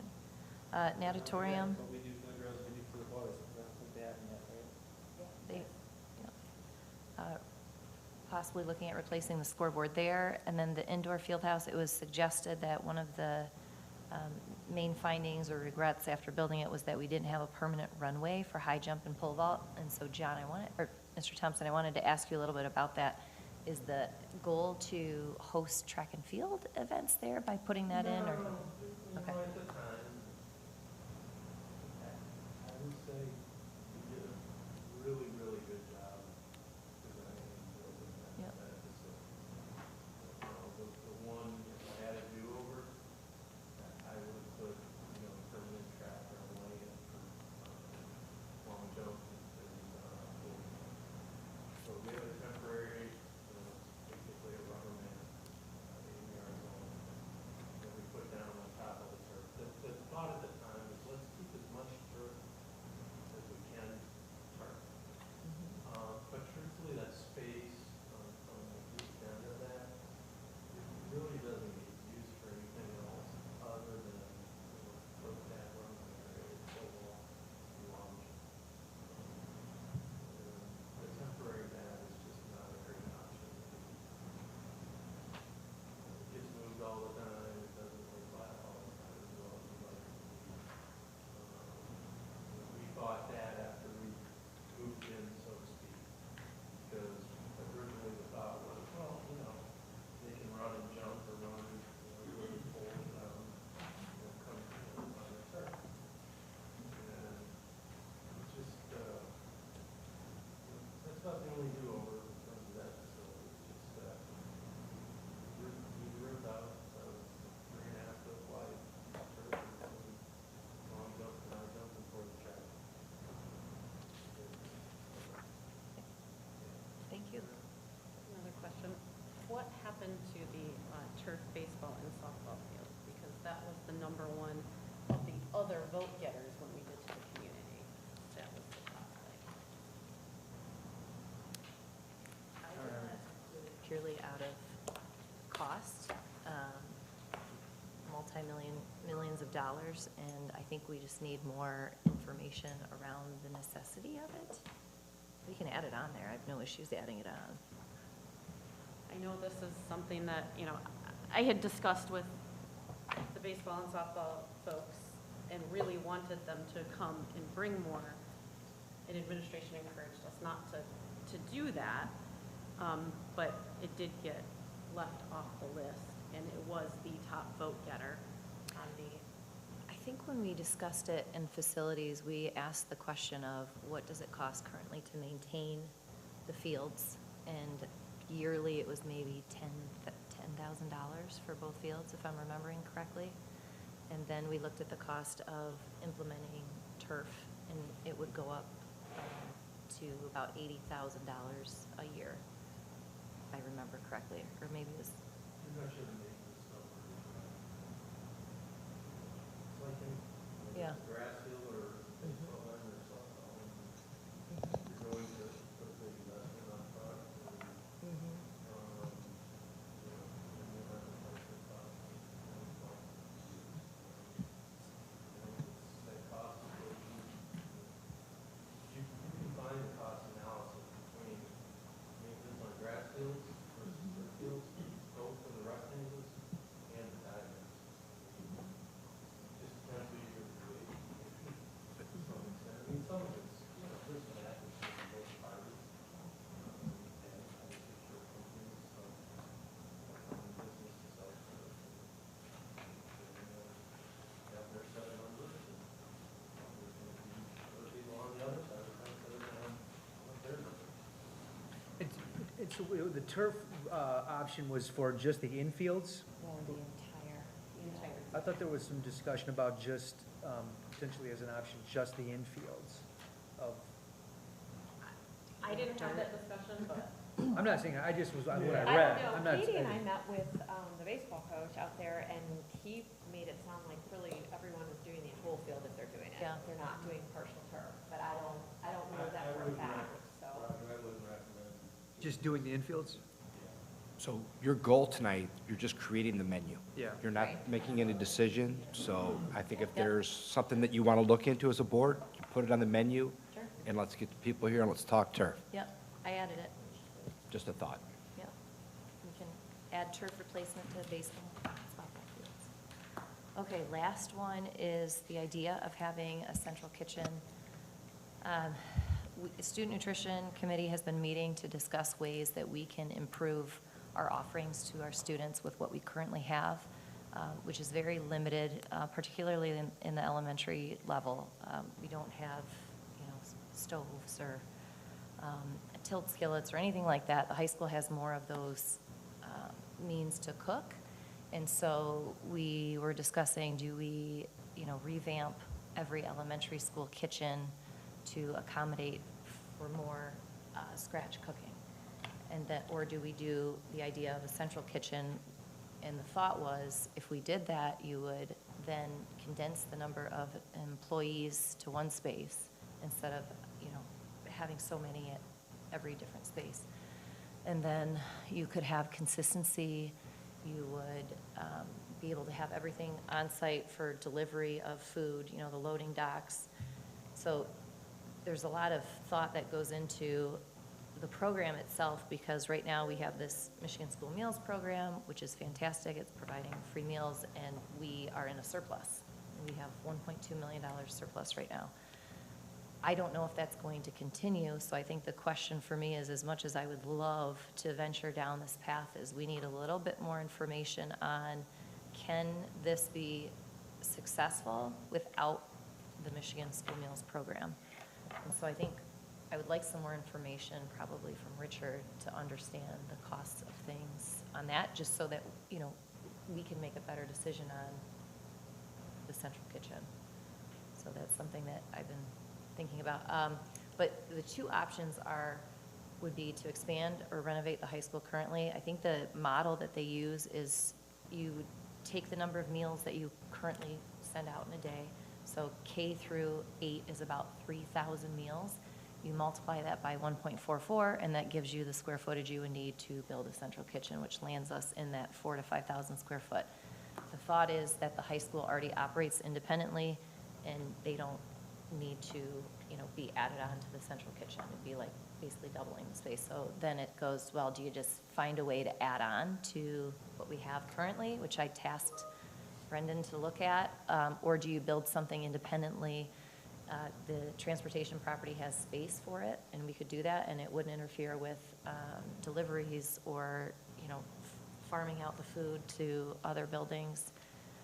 So I'm passionate about it. I'd love to see this elevate our district in a way that's super meaningful. I think people underestimate the value of good, healthy food, removing the preservatives, and feeding kids with, you know, nutritious meals so that they can function throughout the day and do their best to learn.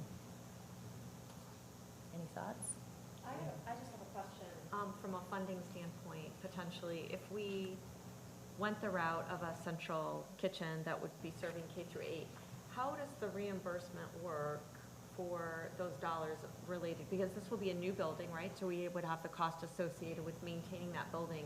If it's food service exclusively, can you use food service funding? Let's just assume that it continued in the same way that we have right now. Or does it only apply to the actual food? From a maintenance standpoint, because we'll have a new building, if we built a central kitchen, and we were having to pay for vehicles to deliver and, you know, the maintenance of that building operationally, electricity. Funding is all based on the meals. Okay. So if it's there's based on the meals? 70,000 meals in the Okay. month, it's 70,000 times the So reimbursement we would number. just That is the figure out budget how from the to state, budget period. within that. Correct. And have to accommodate these Correct. expenses out of that. Okay. Yep. Thank you. And what is tricky here is if the free meals program was to go away, the Right. volume of meals would change considerably, but it's very hard to predict what that would be. Okay. Yep. Well, in the reimbursement model, I feel like right now, we're ending up with a surplus every year. So is there a possibility that that could potentially change? It's still unclear to me how we're ending up with extra money every year, so. It could definitely change if the free meals program was to stop. Okay. So yes, we, with the free meals program, we are in a heavy surplus every year, and we have been spending considerable amounts of capital dollars just to stay ahead, because there's regulations. Right. We can only carry so much fund balance. Right, and I know we've done a lot of Yep. work in our, Upgrades, yeah, cafeteria absolutely. spaces with Yep. that money. Okay. All right, thank you. I would like to know too, if you research and look at schools that do scratch cooking, the actual cost of their food is actually lower than what we are spending now for our own food. So theoretically, the program would be successful, it would be self-sustaining, because the kids would grow food, want to eat it. It would just, I think would matter, because you would have those kids buying meals, whether it was free or not, from us. So.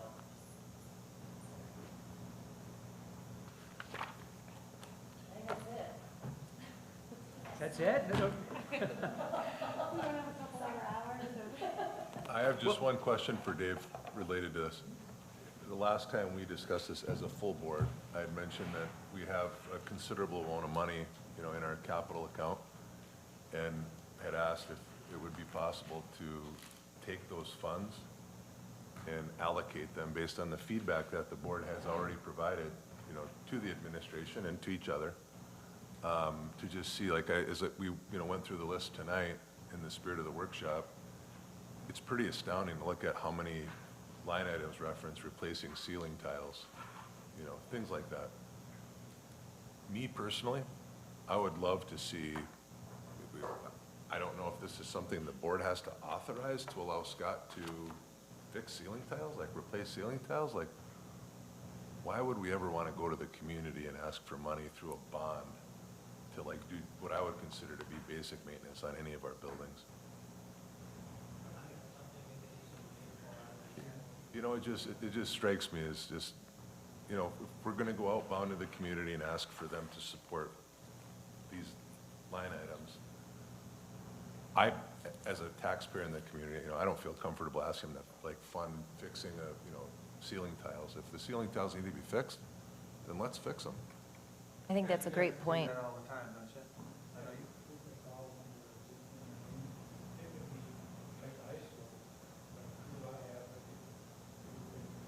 Oh, a year.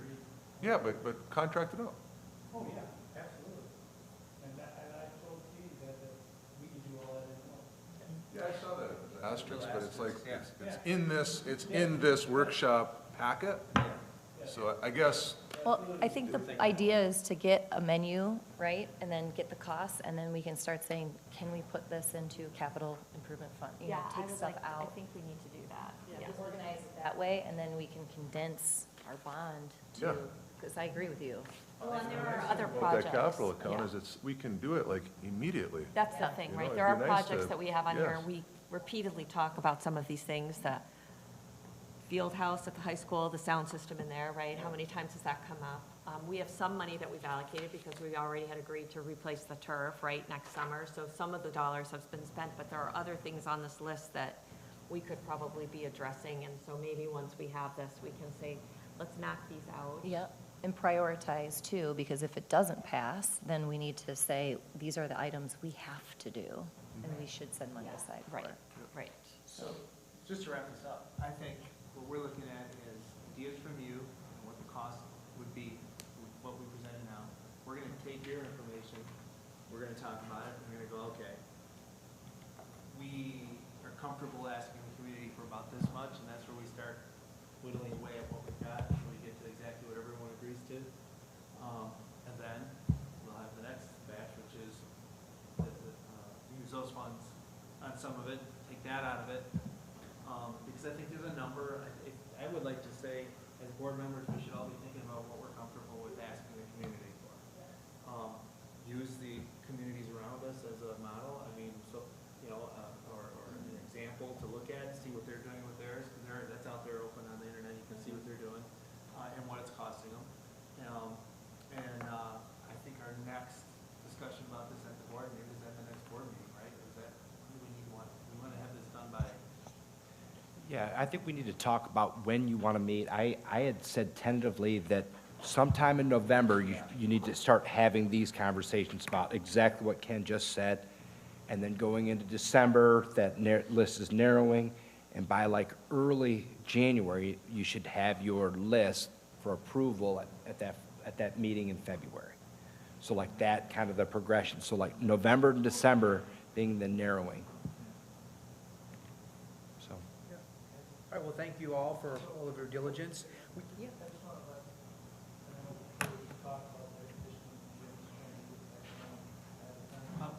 already know what that's gonna cost, right? Well, no, what I'm saying is, we replaced the rooftop on the factory, yeah, 6 months ago. So if that's something that you guys are talking about having done next summer. Then we could get ordered over them. Yeah. I know. How do we do that? Do we need to get a consensus from everybody to start some of this stuff, or do we have to vote on it? How do we do? What if we Talked about it at the next facility meeting. Yep. And And hit then this. present it to the board at the Yes. next meeting and get Perhaps some we things can going? send our request to the facility meeting. Yes. There's certain things that the board, you know, individual board members think they would Kenny like and to I have. love Okay. emails. Yeah. Absolutely. Okay, so, we, Instructional topics? yes, so the only other topic we had on the, had planned for discussion tonight, there was a request or to have a discussion regarding some of the ELA topics from the academic committee. So, Something new. pardon me? And so, so anyway, so what we would like to do, I'd like to turn it over to either Dr. Krebs or Ms. Urbane. I know there was a Can conversation. we have, Katie and I were just discussing, can we have a bathroom break for a minute? Sure. Yeah, that's fine. So we'll take a, yeah, just like 5-minute break, 10-minute break, whatever. Yeah, no problem. Okay. Thank you, Becky. Thank you, Brandon. Thank you so much. I'll email you the thing right now.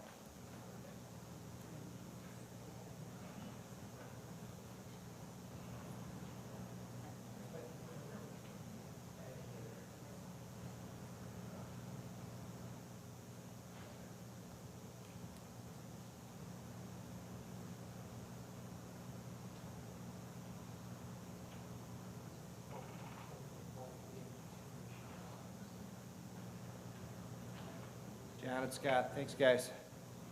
We're good? Yeah, thank you. Thanks for coming. No, I mean, you guys are done. Unless you want to stay to talk about the reading program. No? It is. And your daughter now. English teachers and one was a media stuff.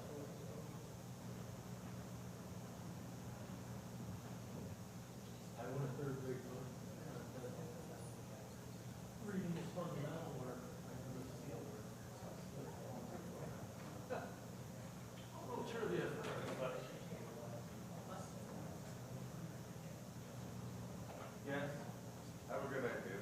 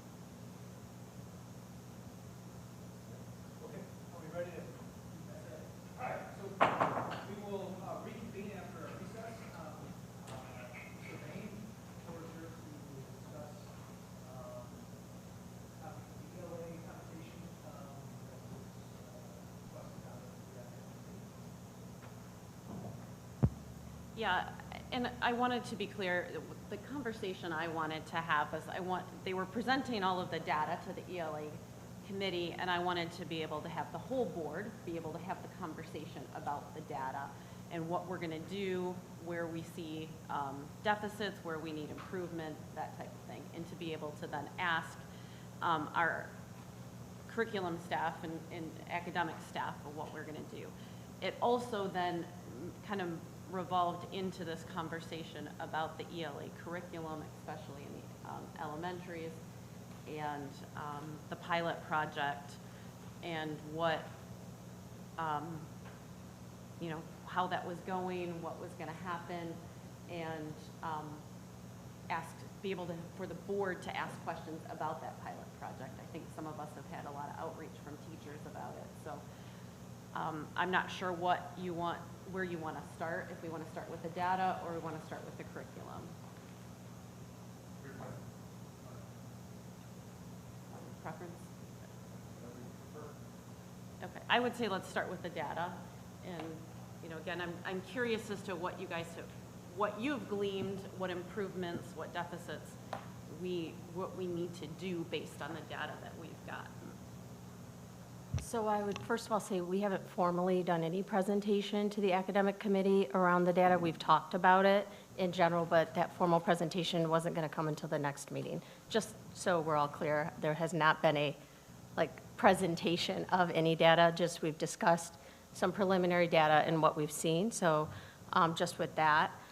So kind of going with that theme, I would say when we look at our comparison districts, and that's that traditional grouping that Matt has kind of put out there that we're trying to reach toward or be part of, I would say we're in the middle to high middle in a lot of those groupings.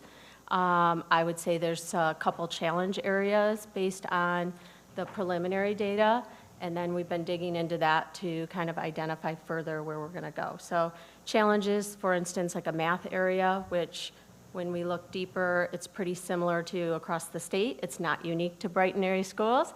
It is unique across the state, and even our traditional schools that we compare ourselves to, you'll see a similar piece with that. I think when we look at third grade specifically, some buildings we're really honing in on to see what challenges are there. And then I would say overall, actually our data's not bad. When you look at our performance group and how we're comparing, I would say we're very competitive with that group. My, I guess, challenge here is that, you know, our state as a whole is ranked toward the bottom. So if we're Not toward the bottom, on the bottom. yes.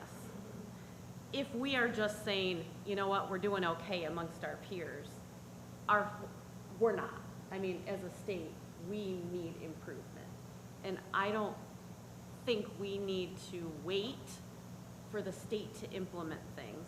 We as a board can start to do things that will improve our scores. And, you know, I guess what is the, you know, you said the test scores are okay. Third grade, we have 57% of our kids reading at grade level. So I would clarify, I said we're competitive with the performance group. I don't think I used the word okay. And actually, I would say that with our peer groups, we're in the middle to high range with that peer group. That's what I mean, to be clear, that is what I stated. I didn't say they were okay or mediocre.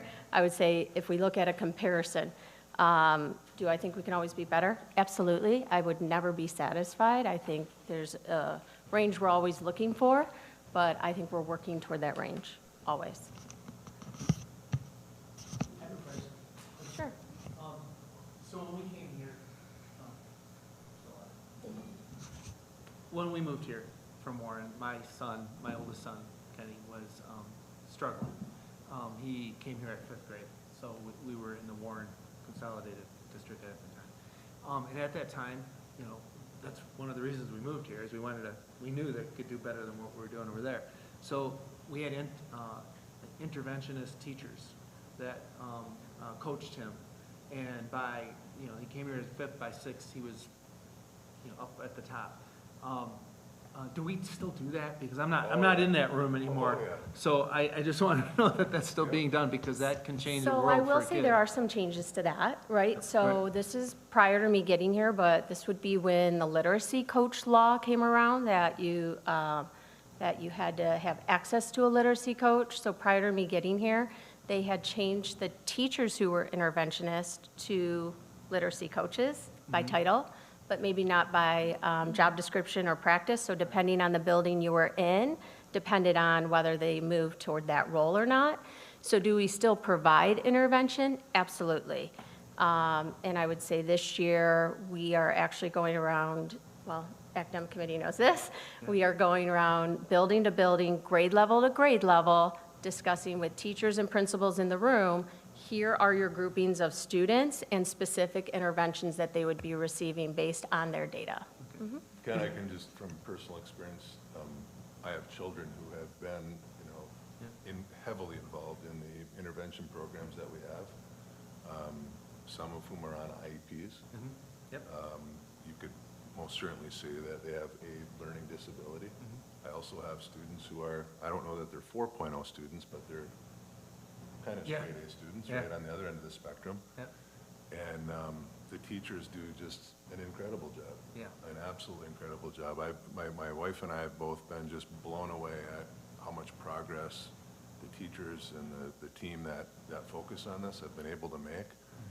And also, it's not just the improvements academically, but the improvements on a confidence level. Like my daughter, who has difficulty with tests, and her confidence was really, really low.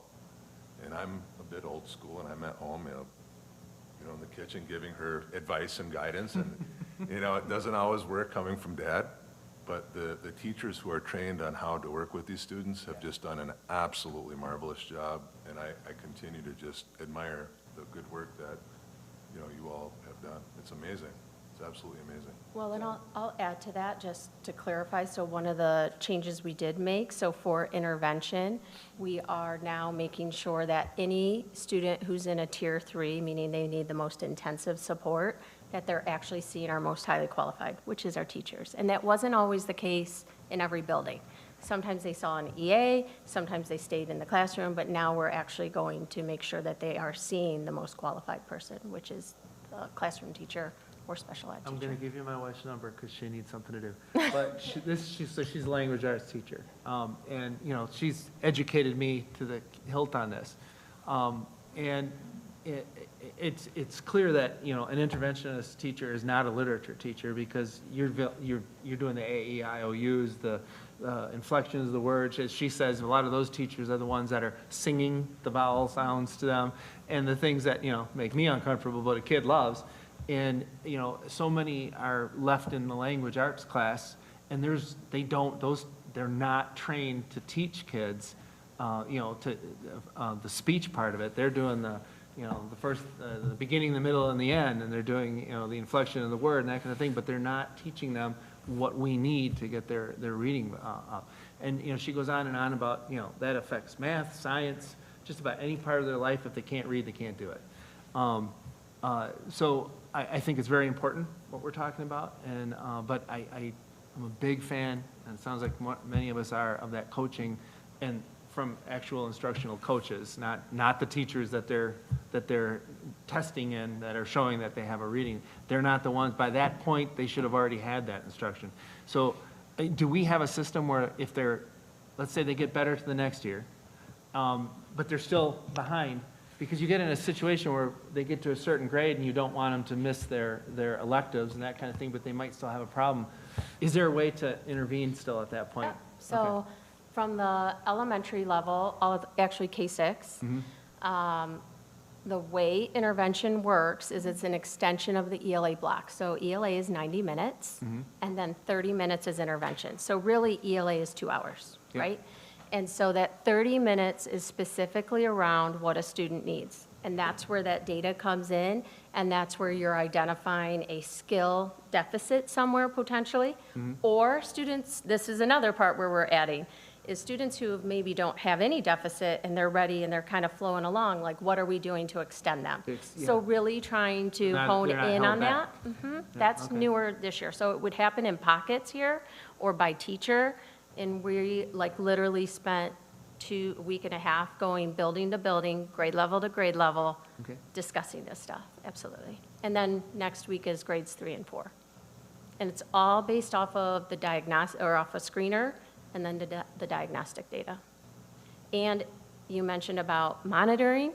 That's the other part we're making sure, which is getting 3 progress monitoring points. So these are all things that are going to should be happening. This is just good practice, but now going to be required specifically, and you have to be able to document it.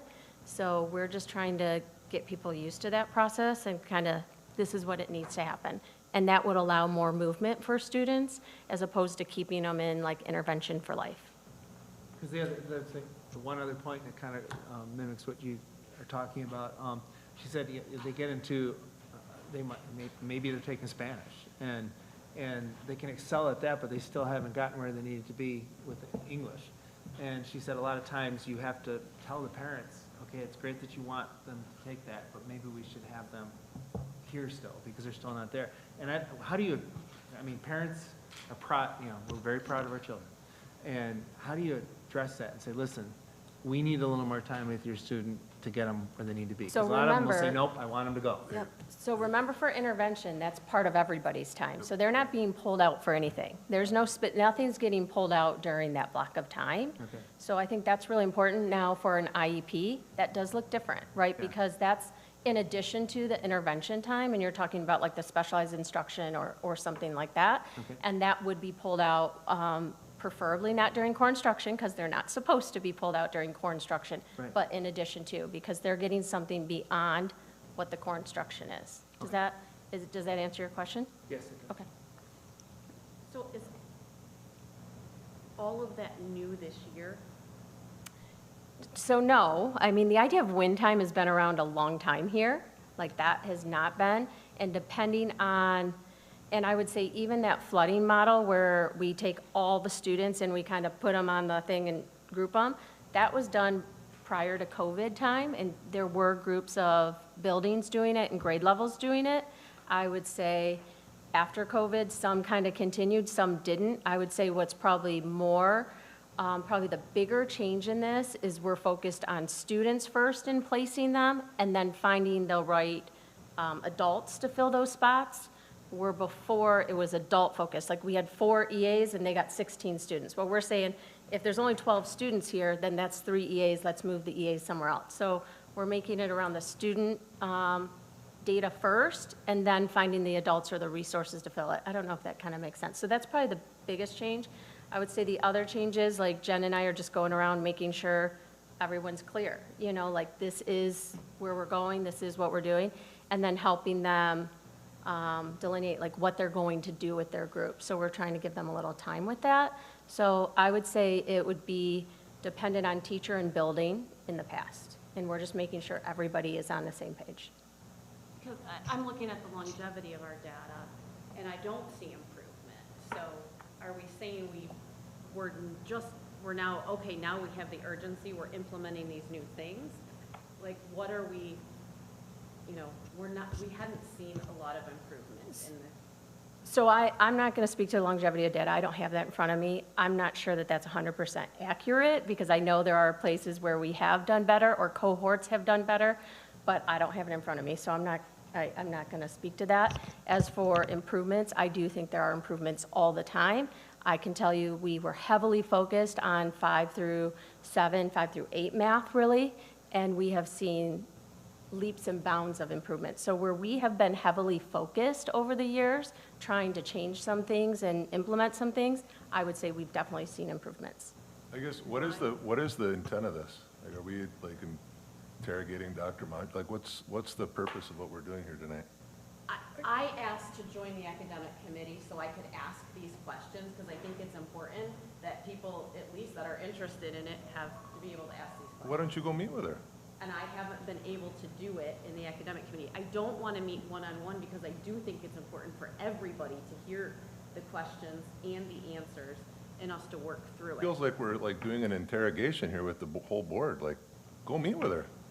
Again, I think it's important, and I have been stonewalled time and time again to go to the academic committee. I think it's important for everybody. I do not want to meet one-on-one because answers seem to change. Well, Well, first of all, I hold on, left hold my on. home at First of all, 4:30 AM. I'd like to go home and have dinner. Like, First- I'm, Okay.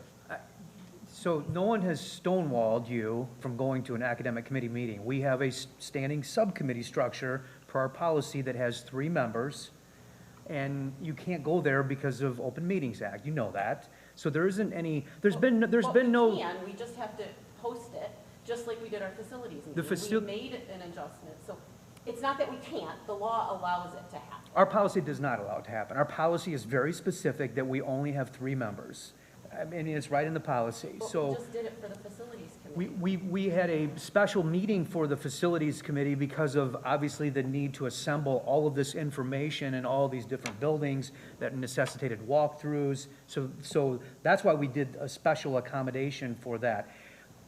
I said at the very beginning of this year, if you want to do a committee of the whole, we can do that. But if we're not going to go that route, then we should be honoring what our policy says with regard to the composition of our standing committees. That's what it was. There was never any intent to stonewall you or prevent you from getting access to information or allowing you to have the conversation. It's just, we're honoring the structure that we set up. If the majority of the board wants to abandon that structure in January and go to a committee of the whole, then, I mean, that's what we'll do.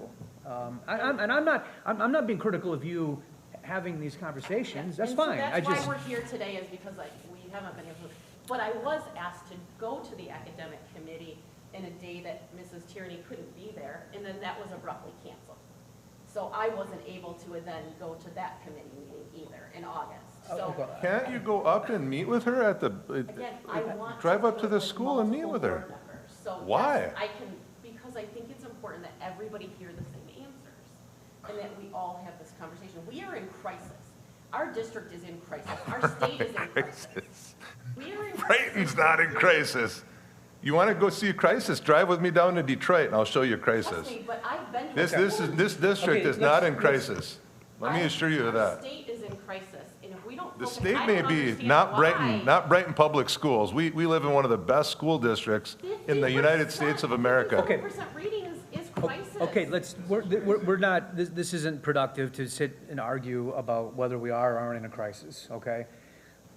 The other topic that was raised, that was requested to be discussed was the ELA curriculum, and Ms. Sorbain, do you want to?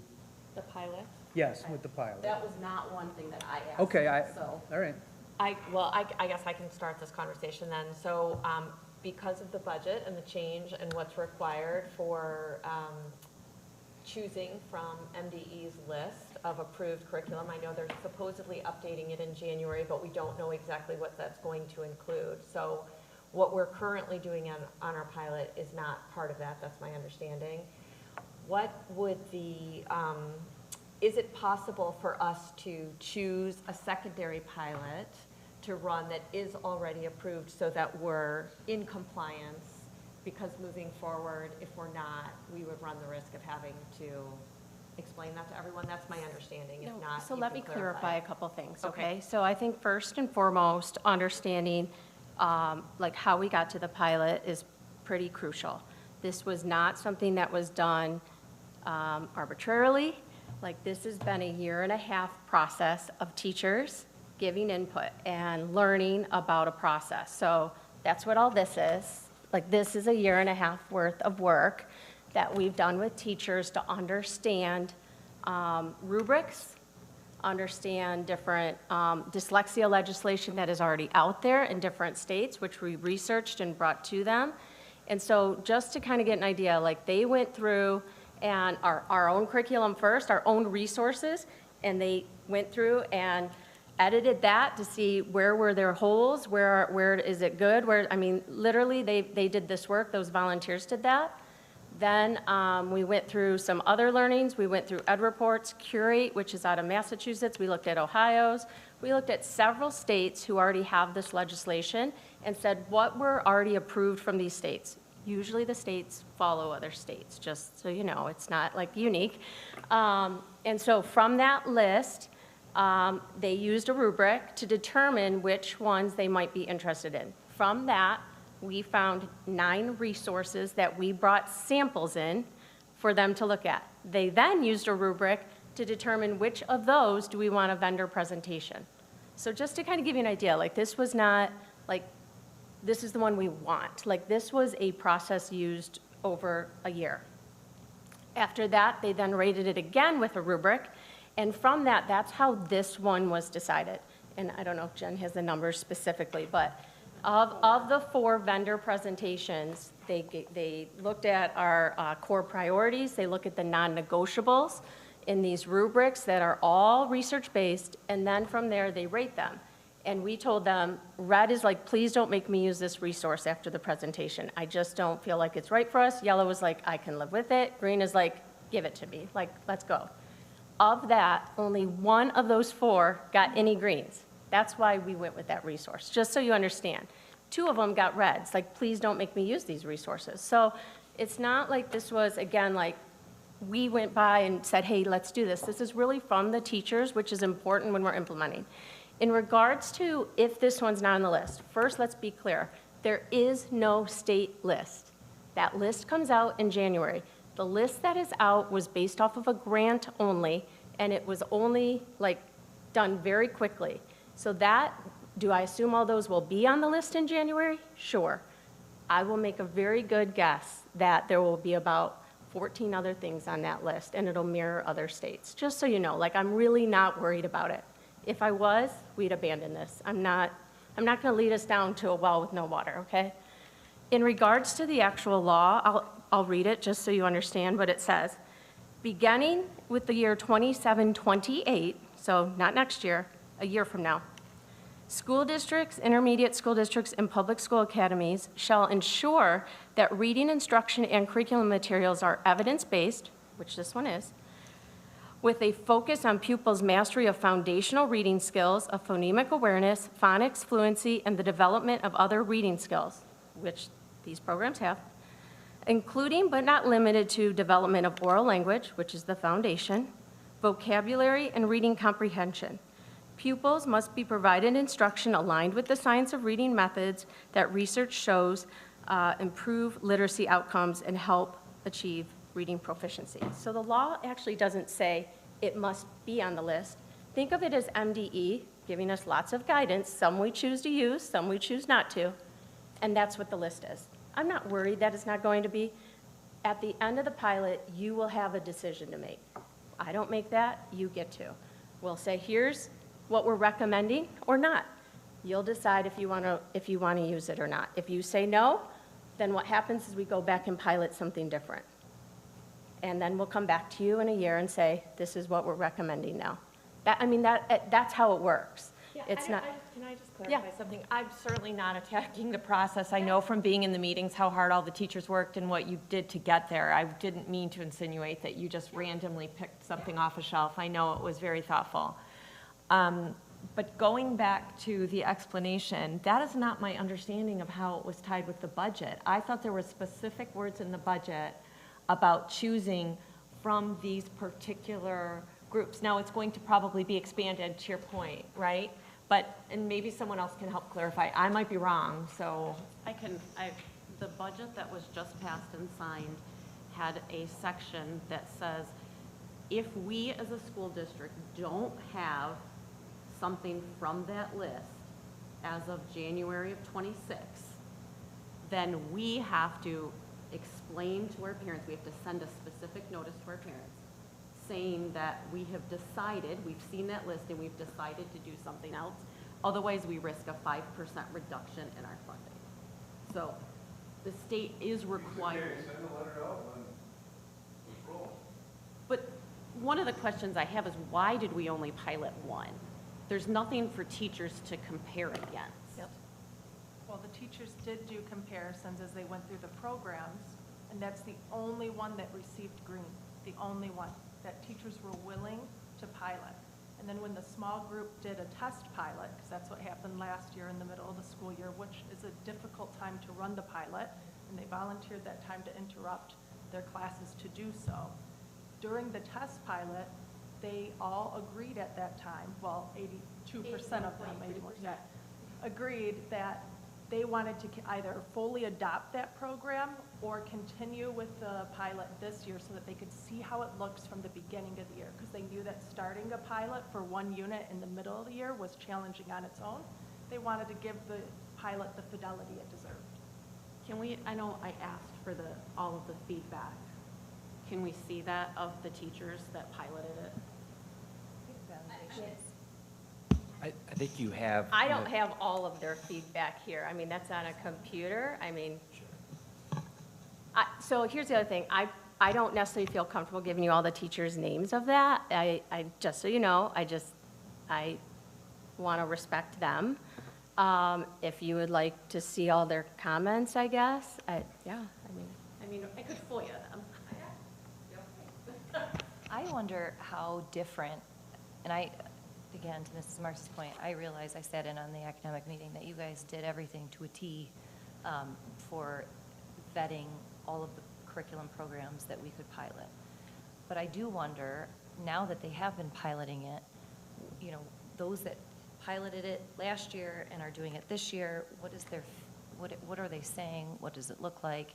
And I am concerned about not having another program, because I think once you get into the meat and potatoes of it and you start implementing it in the classroom, it probably looks different than when you're around looking at the curriculum, you know, at a table discussing it. Once you're actually doing it, I feel like it's got to be totally, I mean, not totally different, but different. And I would, if I was a teacher, I would want to have, I mean, we have Lucy Calkins and we're comparing it to a science of reading, you know, based curriculum. I would want to see another science of reading based curriculum to compare apples to apples, not just Lucy Calkins to the new. So the 4 that they compared, none of those were Lucy Calkins. They were all science of reading programs.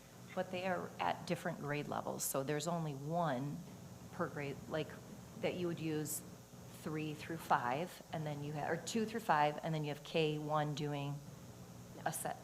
When they went and the vendors came, those 4 programs were all science of reading. They were all with the They're sticker, piloting science right of reading. now. That they decided which one. When the vendor came and said, let me walk you through what these programs look like. So they had the samples, they kind of show them what the lessons are going to be like, how you're going to structure the scope and sequence. So 2 through 6, what are they piloting right now? 2 through 6 is doing My View currently, So that's. and My that's what I'm- Perspectives.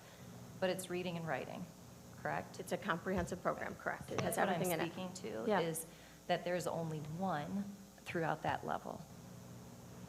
My view and my perspective. Right. Correct.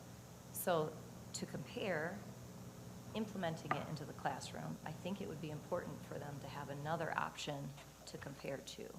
No other option, the teachers agreed with Greens.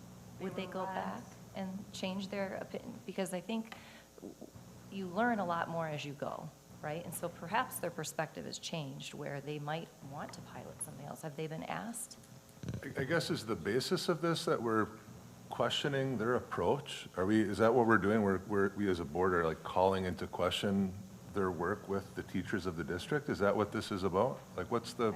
For me, I've been getting dozens of messages from teachers that are concerned about this.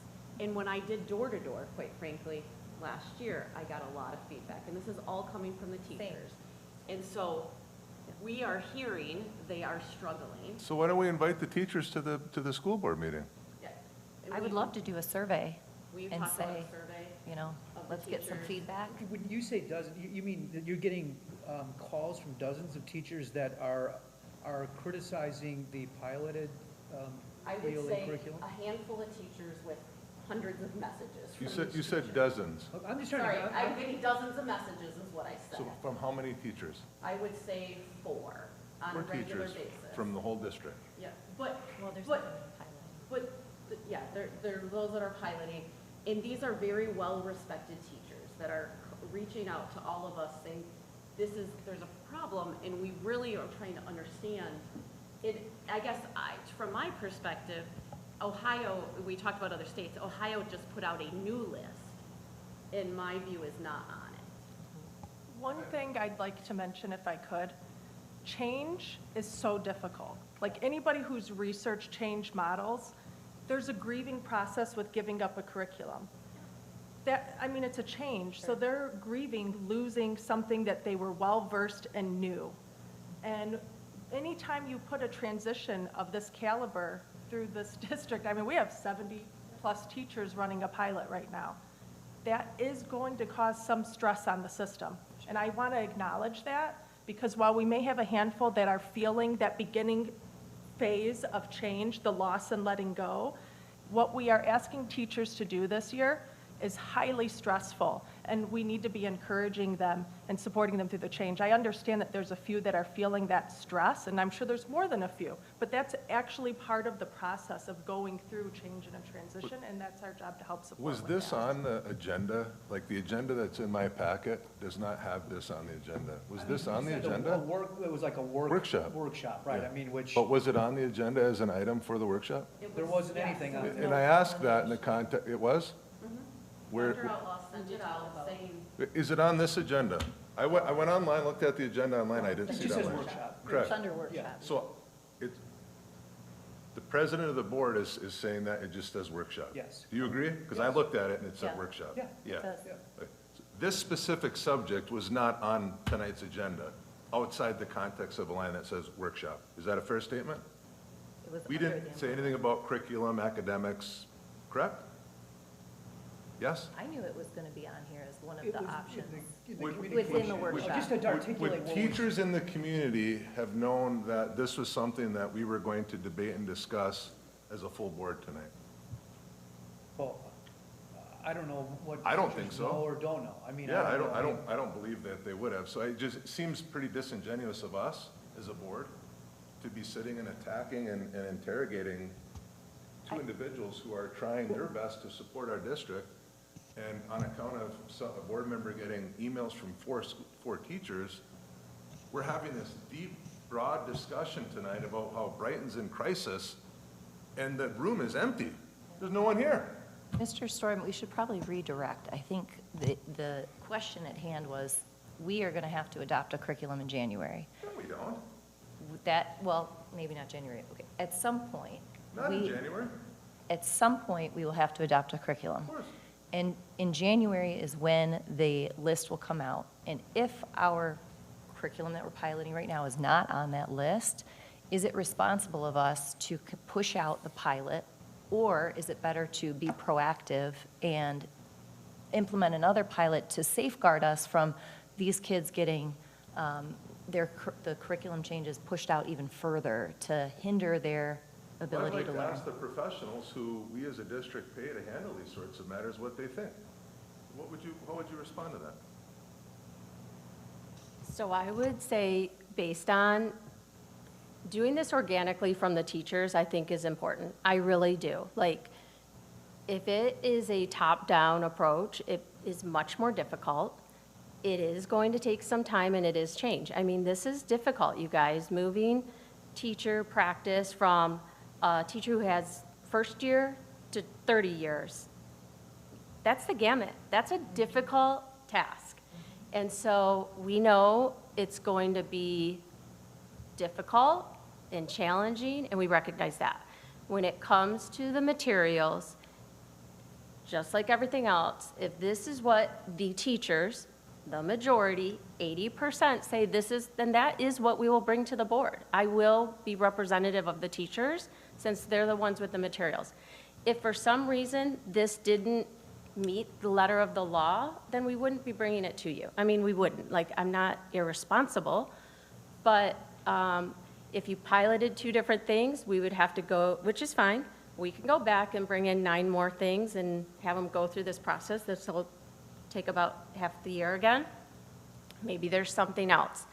Do I think you're always going to have some naysayers? Yep. And I think you're always going to have people ready to go. And we do have that. You know, you might not be hearing from that, but I also hear from teachers who don't feel comfortable in front of their own staff members telling us that they like it. That's sad. That's unfortunate. Should we do a confidential survey? So we do get feedback, right? Like, so we had a pilot check-in 2 weeks ago where They sat, they gave us feedback, where are you at, what additional supports do you need? So we're providing that. So we're bringing in, first of all, the vendor comes in at lunches and does lunch and learns with them. We have a presenter coming tomorrow. We just did training on Monday. We are getting ready to bring, they want the actual trainers to go in and teach a lesson. That's coming next. I mean, so I think when we think of like a change management thing and the like implementation sciences, yeah, this is a big thing.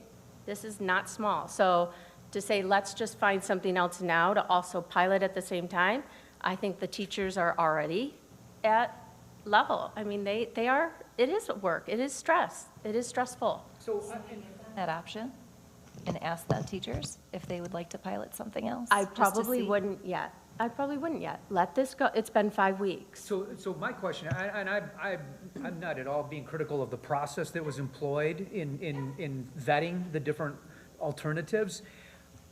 Obviously, there's been a little bit of a shift in the landscape as a result of what happened with the budget, and then the obligation now to disclose if we are not utilizing one of the, and so that, I mean, in fairness, I mean, the whole process, that's a change. My concern is, and is if ultimately, I'm certainly not gonna substitute my experience or judgment for you, Dr. Mosier. You have the utmost confidence that our pilot is gonna make it on the list, and I hope that it does. Nonetheless, if it doesn't, let's just assume that it doesn't come January, is your plan to just continue, we'll send the notice, we'll still continue forward with our pilot even though it's not on the list, or at that point, would your recommendation change? And at that point, you then suggest we do look at a different pilot? That's kind of what I'm So that's a interested in. really fair question. I think it's hard to answer right now. I think that's really based more on the feedback from staff. So like we have several check-ins, and I think based on their feedback, if they're feeling like this isn't making it or it's not making the cut or something like that overwhelmingly, then I think that's a different situation, right? And that would mean, okay, we need to pivot. Would I automatically say, let's switch it? I don't know. Like, I think there's test scores you should look at. I think there should be implementations. I mean, there's a lot more to it than just saying, let's pivot. If it's working, I don't know why we would say, let's not use something that's working. I mean, seriously, that's kind of where I stand, but at the end decision, you do get to make that decision for us, you know? So I would come to you with the data, the support, why we believe this is the right recommendation. I would give you all of that information. And in the end, you would have that choice to say, we agree or we don't agree. I think if it starts feeling like it's not supported or several people, and like I said, less than 50% or 60% are like, get me out of this, then I think that's a different thing. Then we'd probably look at another one right away and say, what else could we look at? When I say right away, going back through and saying, what else might you be interested in at this point?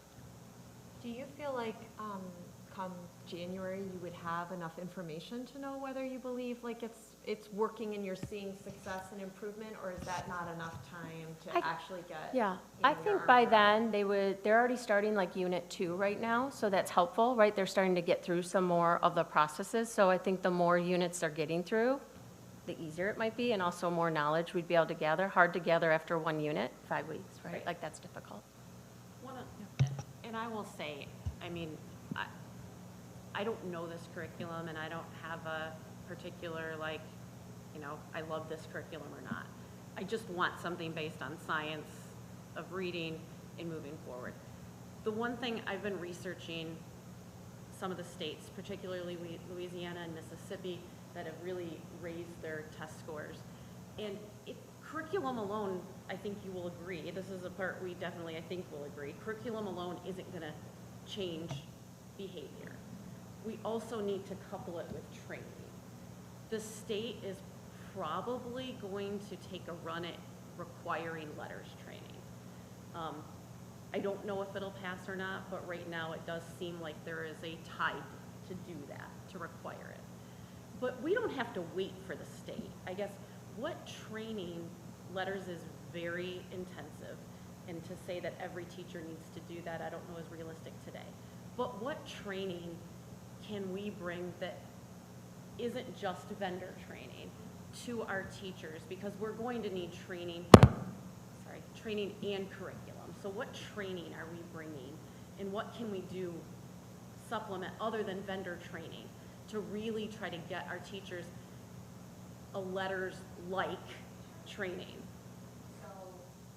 I think that kind of back to the letter of the law, right?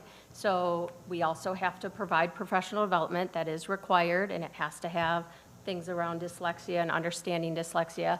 But again, that's by 27, 28. So kind of the bonus would be if we can get a resource under our belts, then we could focus on additional training in the 26, 27. Do you see what I'm saying? Like, layer this on for teachers as opposed to here's all of this new. I mean, there's a lot new happening to them. Their flooding and wind time is new. Their main resource for teaching is new. And I do want to just clarify, like, for me, curriculum, resource, assessment, instruction, those are 4 different categories. Curriculum is the scope and sequence of how and when we teach things. The resource is what we use to help support our instruction. Instruction is the art and craft of what we do as teachers. And assessment is how we figure out how students are, how they're working. So the resource is one piece, and I agree. The resource, like, it's lovely, we're putting a lot of effort here. It's a resource. Instruction is what drives change. What a teacher can do in that classroom with each of our students, using a resource, using their practice, using assessment data, using their training, is what should drive change. Not a resource. If it was the resource, I'll give one to all of you. I mean, seriously. That's not what drives change here. It is the teachers. So the resource is just one piece, and remember that. And it is a change for our teachers.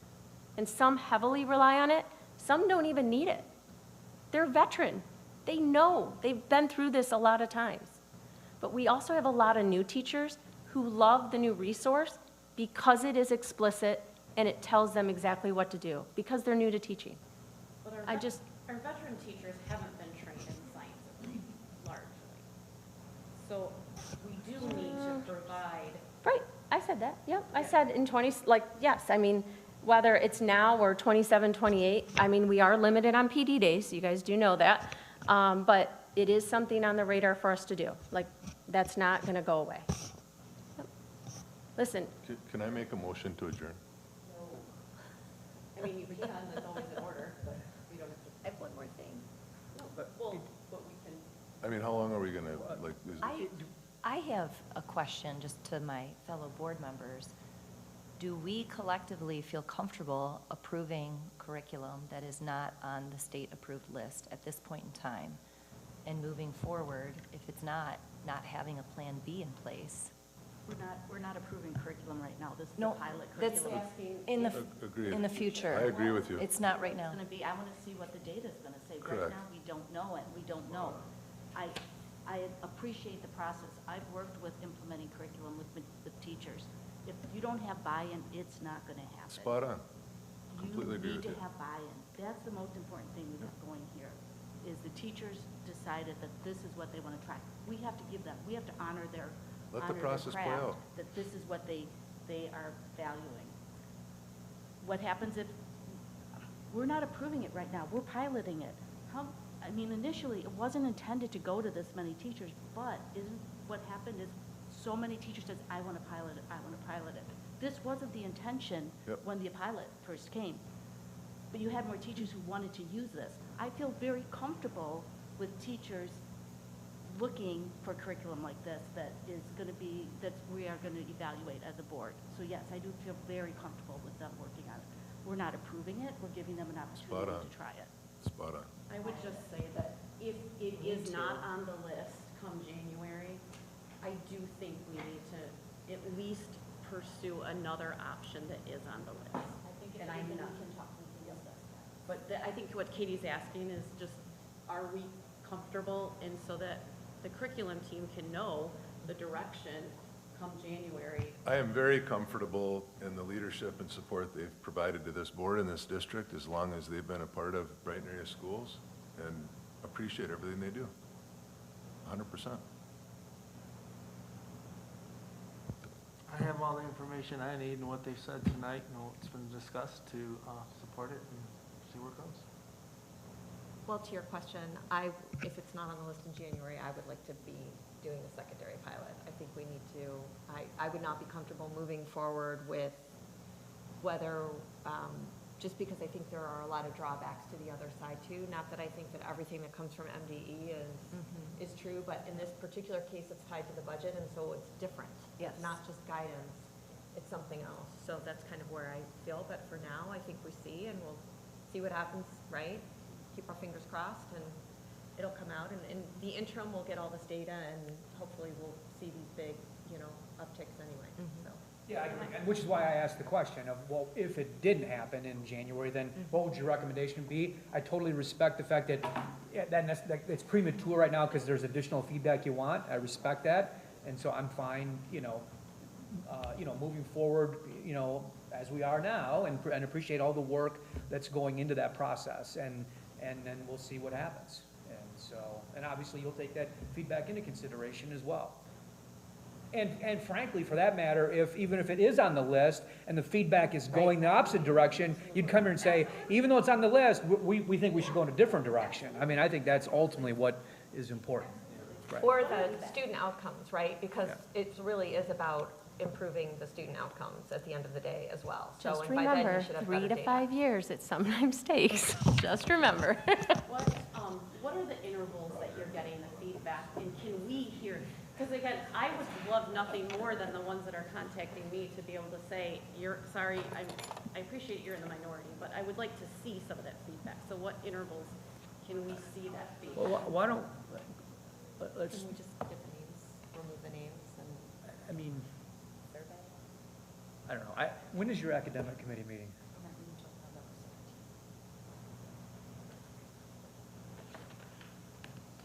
I mean, I guess, what is the administration's recommendation on this? As far as the survey? Whatever, So whatever I substantive haven't seen it. feedback you want. Can I take a look at the survey tomorrow? We want to get you some feedback. How's it going? And we'll present it in a way that, protects teachers, confidentiality and everything like that. But we'll work on getting you that feedback. And then, so we'll take a look at it tomorrow and I'll get back with I you. just want to point out, I don't need the teachers' names. I know but you They don't. are public.